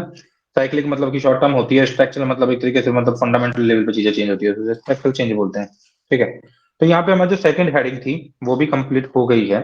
ठीक है, तो देखो यदि आपको देखना हो ना, तो जिस बुक को मैं यूज में ले रहा हूँ, जो रेफरेंस बुक है यहाँ पे जिसको कि मैं यूज में लेते हुए आपको ये पढ़ा रहा हूँ, वो है श्री राम के नोट्स। 500 पेजेस के नोट्स हैं वो, 500 एंड 510 के आसपास पेज हैं पूरे, उसके नोट्स है, श्री राम के नोट्स है। उसके 2 चैप्टर मैंने आपको करा दिए हैं, इसमें पूरे 28 चैप्टर हैं, और थर्ड चैप्टर पे अभी हम आ चुके हैं। ठीक है, और उसमें 20 पूरे के पूरे आई थिंक 28 चैप्टर्स इसके अंदर हैं। तो यदि आप ये सुन के यदि आप उसको पढ़ लोगे इस टॉप को, तो आप देखोगे ऑलमोस्टली मैंने हर चीज को टच कर लिया है। तो उसके 510 के आसपास पेज आपके हैं, जिसमें से 28 चैप्टर हैं, 2 चैप्टर मैंने करा दिए, मतलब 33 पेज मैंने अभी कंप्लीट करा दिए हैं, अभी हम और आगे करेंगे थोड़ा। ठीक है, तो आप देखोगे कि आप लगभग एवरीथिंग मतलब आप वो तो उसको आप रीडिंग मारना चाहो तो आप मार सकते हो। श्री राम के जो आईएएस के जो नोट्स हैं, वो जो लेटेस्ट नोट्स है 2021-22 वाले, वो वाले आपको देखना है। उसमें 510 के आसपास पेज होंगे, 28 चैप्टर्स है, उसमें से 2 चैप्टर मैंने अभी तक पढ़ा दिए हैं। थर्ड चैप्टर पे हम आ चुके हैं। थर्ड चैप्टर जो है उसका नाम है ग्रोथ एंड डेवलपमेंट। ठीक है, growth and development alternative measures, कि क्या है ग्रोथ, क्या है डेवलपमेंट। भाई ग्रोथ और डेवलपमेंट के थ्रू तो चीजें पता ही नहीं चल पा रही है एक्चुअली में। जब आप ग्रोथ की बात कर रहे हो, तो जब मैं जीडीपी को देखे चल रहा हूँ, तो जीडीपी तो एक्चुअल मेजरमेंट है ही नहीं ना। जीडीपी के थ्रू सब चीजें तो इंक्लूसिव हो ही नहीं पा रही है, गरीबी नहीं इंश्योर कर पा रहे हो आप, मतलब बहुत सारी चीज। तो अब बाद में कुछ और चीजें आई है ना, कि जो ग्रोथ और डेवलपमेंट के अल्टरनेटिव मीजर्स क्या हो सकते हैं, जिसमें कि आप जीडीपी की ही ना बात करते हुए आप कुछ और भी चीजों की बात करो। तो इस चैप्टर के अंदर हम बात करेंगे एसडीआई की, ह्यूमन डेवलपमेंट इंडेक्स की। ठीक है, एक आता है आईएसडीआई, इनइक्वलिटी एडजस्टेड एसडीआई होता है, एक सोशल प्रोग्रेसिव इंडेक्स होता है। उसके अलावा आपका हैप्पीनेस इंडेक्स होता है, ग्रीन जीडीपी होता है, वगैरह वगैरह। तो कुछ नई नई चीजें, हम नई टर्मिनोलॉजी है जो 1990s के बाद इवॉल्व हुई है बेसिकली। तो ये देखा गया पहला, बेसिकली कि आप जीडीपी की बात कर रहे हैं, हम केवल मेटेरियलिस्टिक गेन की बात कर रहे हैं हम एक्चुअली में, या फिर हम केवल केवल ग्रोथ की बातें कर रहे हैं, तो हमें थोड़ा और देखना चाहिए, इसको और इंक्लूसिव करना चाहिए। हमें लोगों को कितने हैप्पी ये भी देखना चाहिए। हमें लोग ये भी देखना चाहिए कि किस एनवायरनमेंट के अंदर लोग जी रहे हैं। तो इसके लिए अलग अलग इंडेक्स बाद में स्टार्ट हुए, है ना। और ये 1990s के बाद इवॉल्व हुए हैं, लाइक सबसे इंपॉर्टेंट तो आपका जो ह्यूमन डेवलपमेंट इंडेक्स है, एसडीआई। मतलब ये अल्टरनेटिव मेजर्स है जीडीपी के अलावा। जीडीपी तो आप कैलकुलेट करोगे, इनके अलावा इन चीजों को भी आप कैलकुलेट करोगे, फिर ऑन बिहाफ ऑफ दैट आप थोड़ा एक आपको मतलब देखोगे चीजों को कंपेरेटिवली। ठीक है, तो इसलिए ह्यूमन डेवलपमेंट इंडेक्स जो आपका होता है, एसडीआई जो है आपका, उसकी हम बात करते हैं।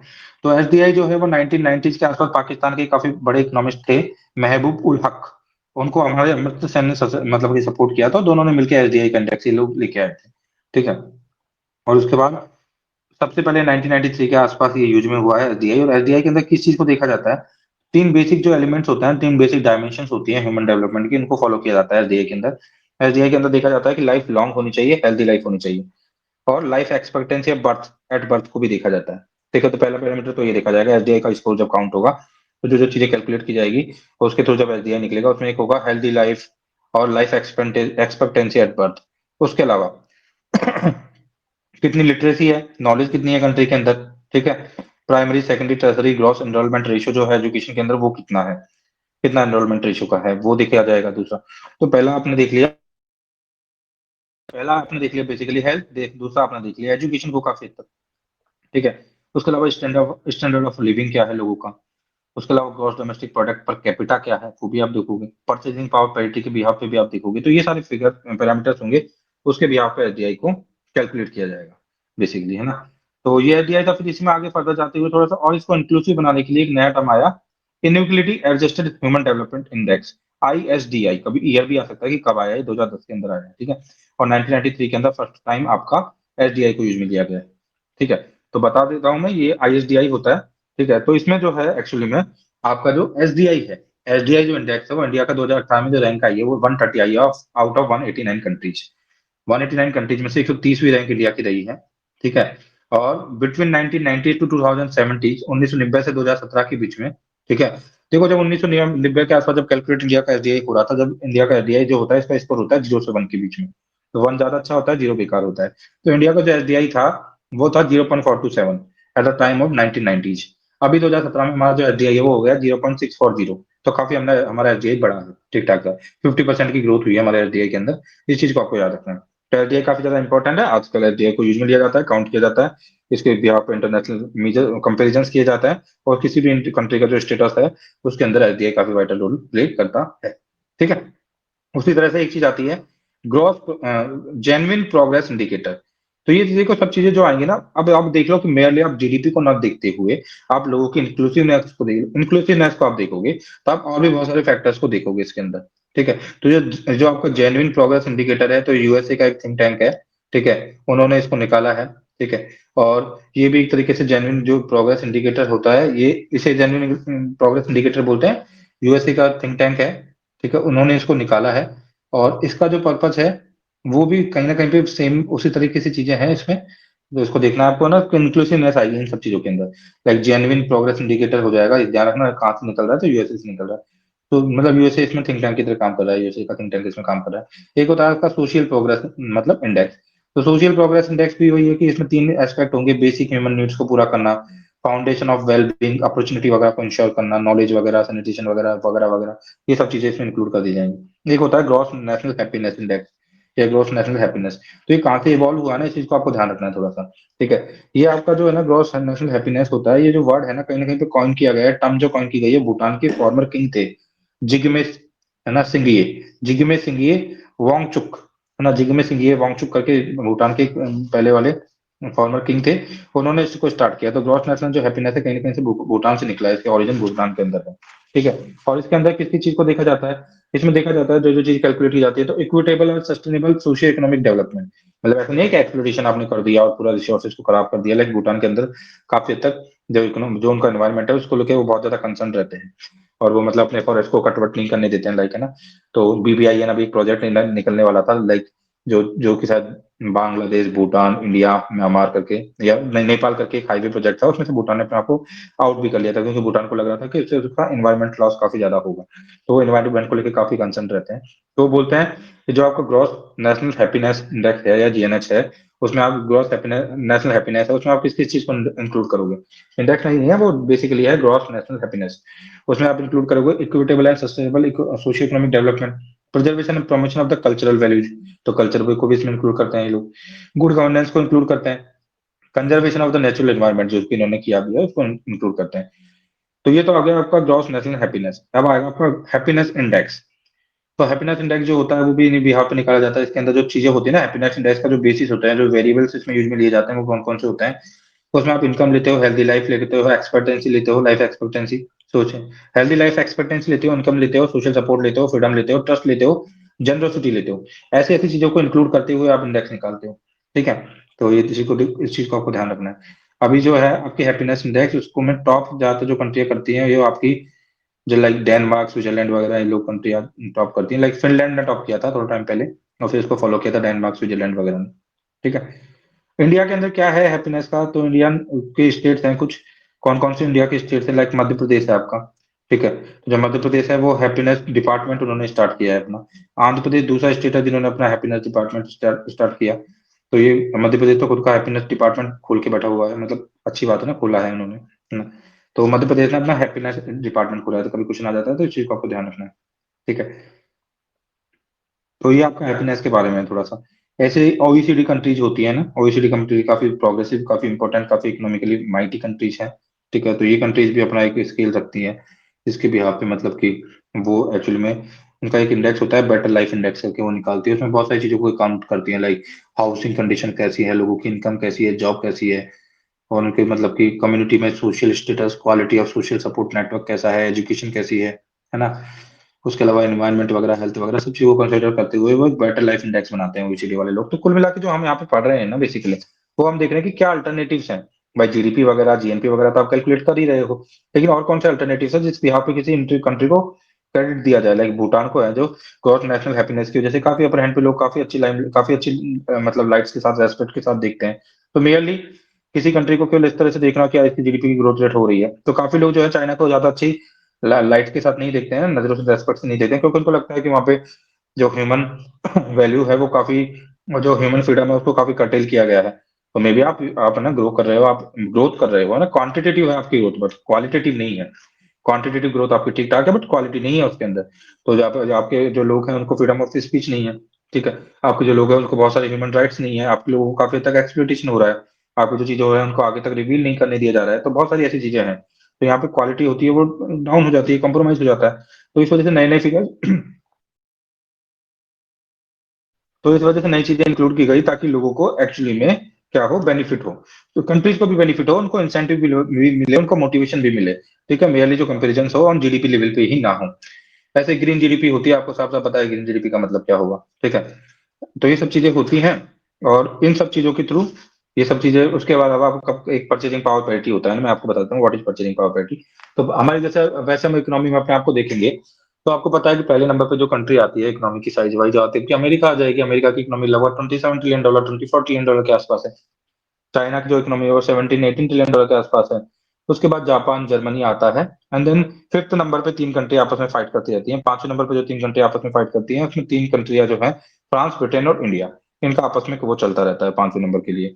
तो इंडिया तो मतलब है ना इकोनॉमी वाइज कभी पांचवें, छठे, सातवें नंबर पे शिफ्ट होता रहता है, लेकिन ये है आपका इकोनॉमी जो है आपकी वो परचेजिंग पावर पैरिटी के हिसाब से नहीं है, आपकी सिंपल नॉर्मल इकोनॉमी जो है, रियल आपकी जो होती है उसको कैलकुलेट कर रहे हैं, है ना। नॉमिनल जो इकोनॉमी होती है ना उसको देख रहे हैं हम यहाँ पे। परचेजिंग पावर पैरिटी पीपीपी के हिसाब से हम थर्ड नंबर की सबसे लार्जेस्ट इकोनॉमी है, और $10 ट्रिलियन की हमारी इकोनॉमी है। परचेजिंग पावर पैरिटी के हिसाब से थर्ड नंबर पे हम आते हैं। परचेजिंग पावर पैरिटी का मतलब इतना सा होता है कि लाइक मान लो कि मुझे एक कॉफी परचेज करनी है अमेरिका के अंदर, तो वो मुझे $1 की मिलेगी। उस कॉफी को मैं इंडिया में ₹20 में ही परचेज कर लूंगा। तो इस तरह से हमारी जो परचेजिंग पावर हुई रुपीज की, वो 3 गुना हो गई डॉलर की तुलना में, 3 टाइम्स हो गई। ठीक है, क्योंकि जो ₹20 में हमने अचीव किया वो वहां पे $75 मतलब 3.5 हो गई। तो इस तरीके से बास्केट ऑफ फूड्स लिया जाता है। तो देखा जाता है कि यदि इसको हम परचेज करते हैं अमेरिका के अंदर, तो कितना पैसा देना होगा, कितने डॉलर देने होंगे। मान लो कि इसके लिए हमें $100 देने पड़ रहे हैं, मतलब इंडिया के अंदर, फिर हम उसको परचेज करेंगे। और यदि मान लो उसके लिए हमें ₹2500 ही देने पड़े, ठीक है, तो इसका मतलब हो गया कि हमारा जो है ना परचेजिंग पावर पैरिटी ज्यादा है हमारी। हमारा जो रुपीज है उसकी परचेजिंग पावर इन डोमेस्टिक जो है मार्केट में ज्यादा है। तो on behalf of purchasing power हम उसको फिर क्या करते हैं, इस तरीके से हम जीडीपी को निकालते हैं, तो वो थर्ड नंबर पे आते हैं उस बिहाफ पे हम। इस चीज को आपको ध्यान रखना है थोड़ा सा। ठीक है, तो उसके बाद ये सारी चीजें हो गई। ऐसे ही क्या होता है कि वर्ल्ड बैंक के कुछ क्लासिफिकेशन है जिसके बिहाफ पे वो मतलब कंट्रीज को डिवाइड करते हैं कि कौन सी लो इनकम कंट्री होगी, कौन लोअर मिडिल इनकम होगी, कौन सी अपर मिडिल इनकम होगी, कभी हाई इनकम होगी। तो ध्यान रखना, जिन कंट्रीज का पर कैपिटा इनकम 1005 यूएसडी से कम है वो लोअर इनकम कंट्री होती है, और जिनका 1006 यूएसडी से 4000 तक यूएसडी के आसपास तक है वो होती है लोअर मिडिल इनकम। तो कभी इंडिया के बारे में पूछ लिया जाए कि वर्ल्ड बैंक क्लासिफिकेशन के बिहाफ पे इंडिया का कौन सा स्टेटस है अब इकोनॉमी का, तो हमारा है लोअर मिडिल इनकम कंट्री है हम अभी। ठीक है, और I think China upper middle income country है, और 12,235 से ज्यादा यदि किसी का है तो हाई इनकम कंट्री हो जाती है, हाई इनकम जो आपकी कंट्रीज हो जाती है। तो अभी हमारी लोअर मिडिल इनकम कंट्री है, क्योंकि हमारा पर कैपिटा इनकम कितना है, हमारा पर कैपिटा इनकम 2,000 के आसपास है, तो वो लोअर मिडिल इनकम क्राइटेरिया के अंदर आता है, आपको ध्यान रखना है, ठीक है। अब उसके बाद डेवलपिंग और डेवलप कंट्रीज को बताने की जरूरत है नहीं, वो आपको पता ही होता है क्या होता है, ठीक है। अब जैसे कोई एक कंसेप्ट होता है public good and private good, ठीक है, तो इसमें थोड़ा सा आपको देख लेना है, कभी भी टर्मिनोलॉजी आ सकती है। तो पब्लिक गुड क्या होता है, प्राइवेट गुड क्या होता है, ठीक है। तो पब्लिक गुड का मतलब, पहले पब्लिक गुड का हम देख लेते हैं। पब्लिक गुड जो होते हैं वो नॉन एक्सक्लूडेबल होते हैं और नॉन राइवलरस होते हैं। किस चीज का नॉन राइवलरस होने का मतलब क्या है, मतलब नॉन राइवलरस होने का मतलब क्या होता है किसी चीज का, ठीक है, इसको हम देख लेते हैं, है ना। तो इसका मतलब होता है कि कोई एक इंसान यदि उसको यूज में ले रहा है तो उसका दूसरे इंसान के ऊपर उसकी क्वालिटी कम नहीं रही हो रही है उसकी वजह से। लाइक मैं बात करूँ, लाइक म्युनिसिपल पार्क की, स्ट्रीट लाइट्स की, पब्लिक रोड्स की, तो एक इंसान यदि उसको यूज में ले रहा था, दूसरा इंसान भी उसी तरह से उसको यूज में ले पाएगा। एक इंसान के यूज में लेने से दूसरे इंसान की सर्विसेज के ऊपर कोई इंपैक्ट तो होगा नहीं, वो भी पब्लिक पार्क में जाके बैठ सकता है, दूसरा भी बैठ सकता है, तो इसे बोलते हैं नॉन राइवलरी सर्विसेज या गुड्स, ठीक है, सर्विसेज बोल रहे हो या फिर गुड्स हो गए, तो ये नॉन राइवलरी है। नॉन एक्सक्लूसिबल का मतलब क्या होता है, लाइक मैं बात करूं, ठीक है, देखो जैसे प्राइवेट गुड्स कौन से होता है, पब्लिक गुड्स तो क्या हो गया, जैसे आपका क्या हो गया, पब्लिक पार्क हो गया एग्जांपल में, है ना, स्ट्रीट लाइट हो गई, एयर हो गई आपकी जो आप यूज में ले रहे हो, है ना, ये सब चीज तो एयर क्वालिटी हो गई, ये सब तो पब्लिक गुड है। और प्राइवेट गुड मान लो कि ऑक्सीजन सिलेंडर मैंने कोई परचेज किया है, तो वो प्राइवेट गुड है अपने आप में, ठीक है। तो कुछ जैसे मैं बता दी, नॉन ड्राइवलरस होते हैं, जो पब्लिक गुड्स होते हैं वो नॉन ड्राइवलरस होते हैं और नॉन एक्सक्लूडेबल होते हैं।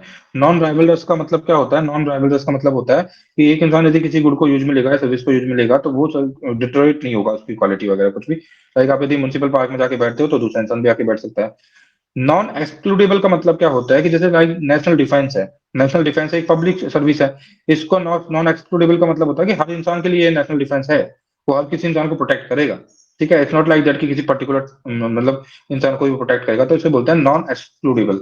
जो पब्लिक गुड्स होते हैं ना, इसके बारे में आपको ध्यान रखना है, ये नॉन एक्सक्लूडेबल होते हैं, and same point of the time जो ये होते हैं वो नॉन एक्सक्लूडेबल होने के साथ साथ ये एक्चुअली में नॉन राइवलरस भी होते हैं, ठीक है। तो ये आपको याद रखना है। तो इस तरह से हमारे ना, आज मैंने 3 चैप्टर करा दिए हैं, 40 पेज हो चुके हैं, ठीक है। जो आपकी जो बुक है, जो मैं बता रहा था नोट्स, श्री राम के जो नोट्स है उसके, तो 40 पेज मैंने कंप्लीट करवा दिए हैं। अभी यहाँ पे हम इसको स्टॉप करते हैं, फिर नेक्स्ट क्लास में स्टार्ट करेंगे हम आगे चैप्टर नंबर 4 से। 3 चैप्टर मैंने फिर यहाँ पर करवा दिए हैं अब तक।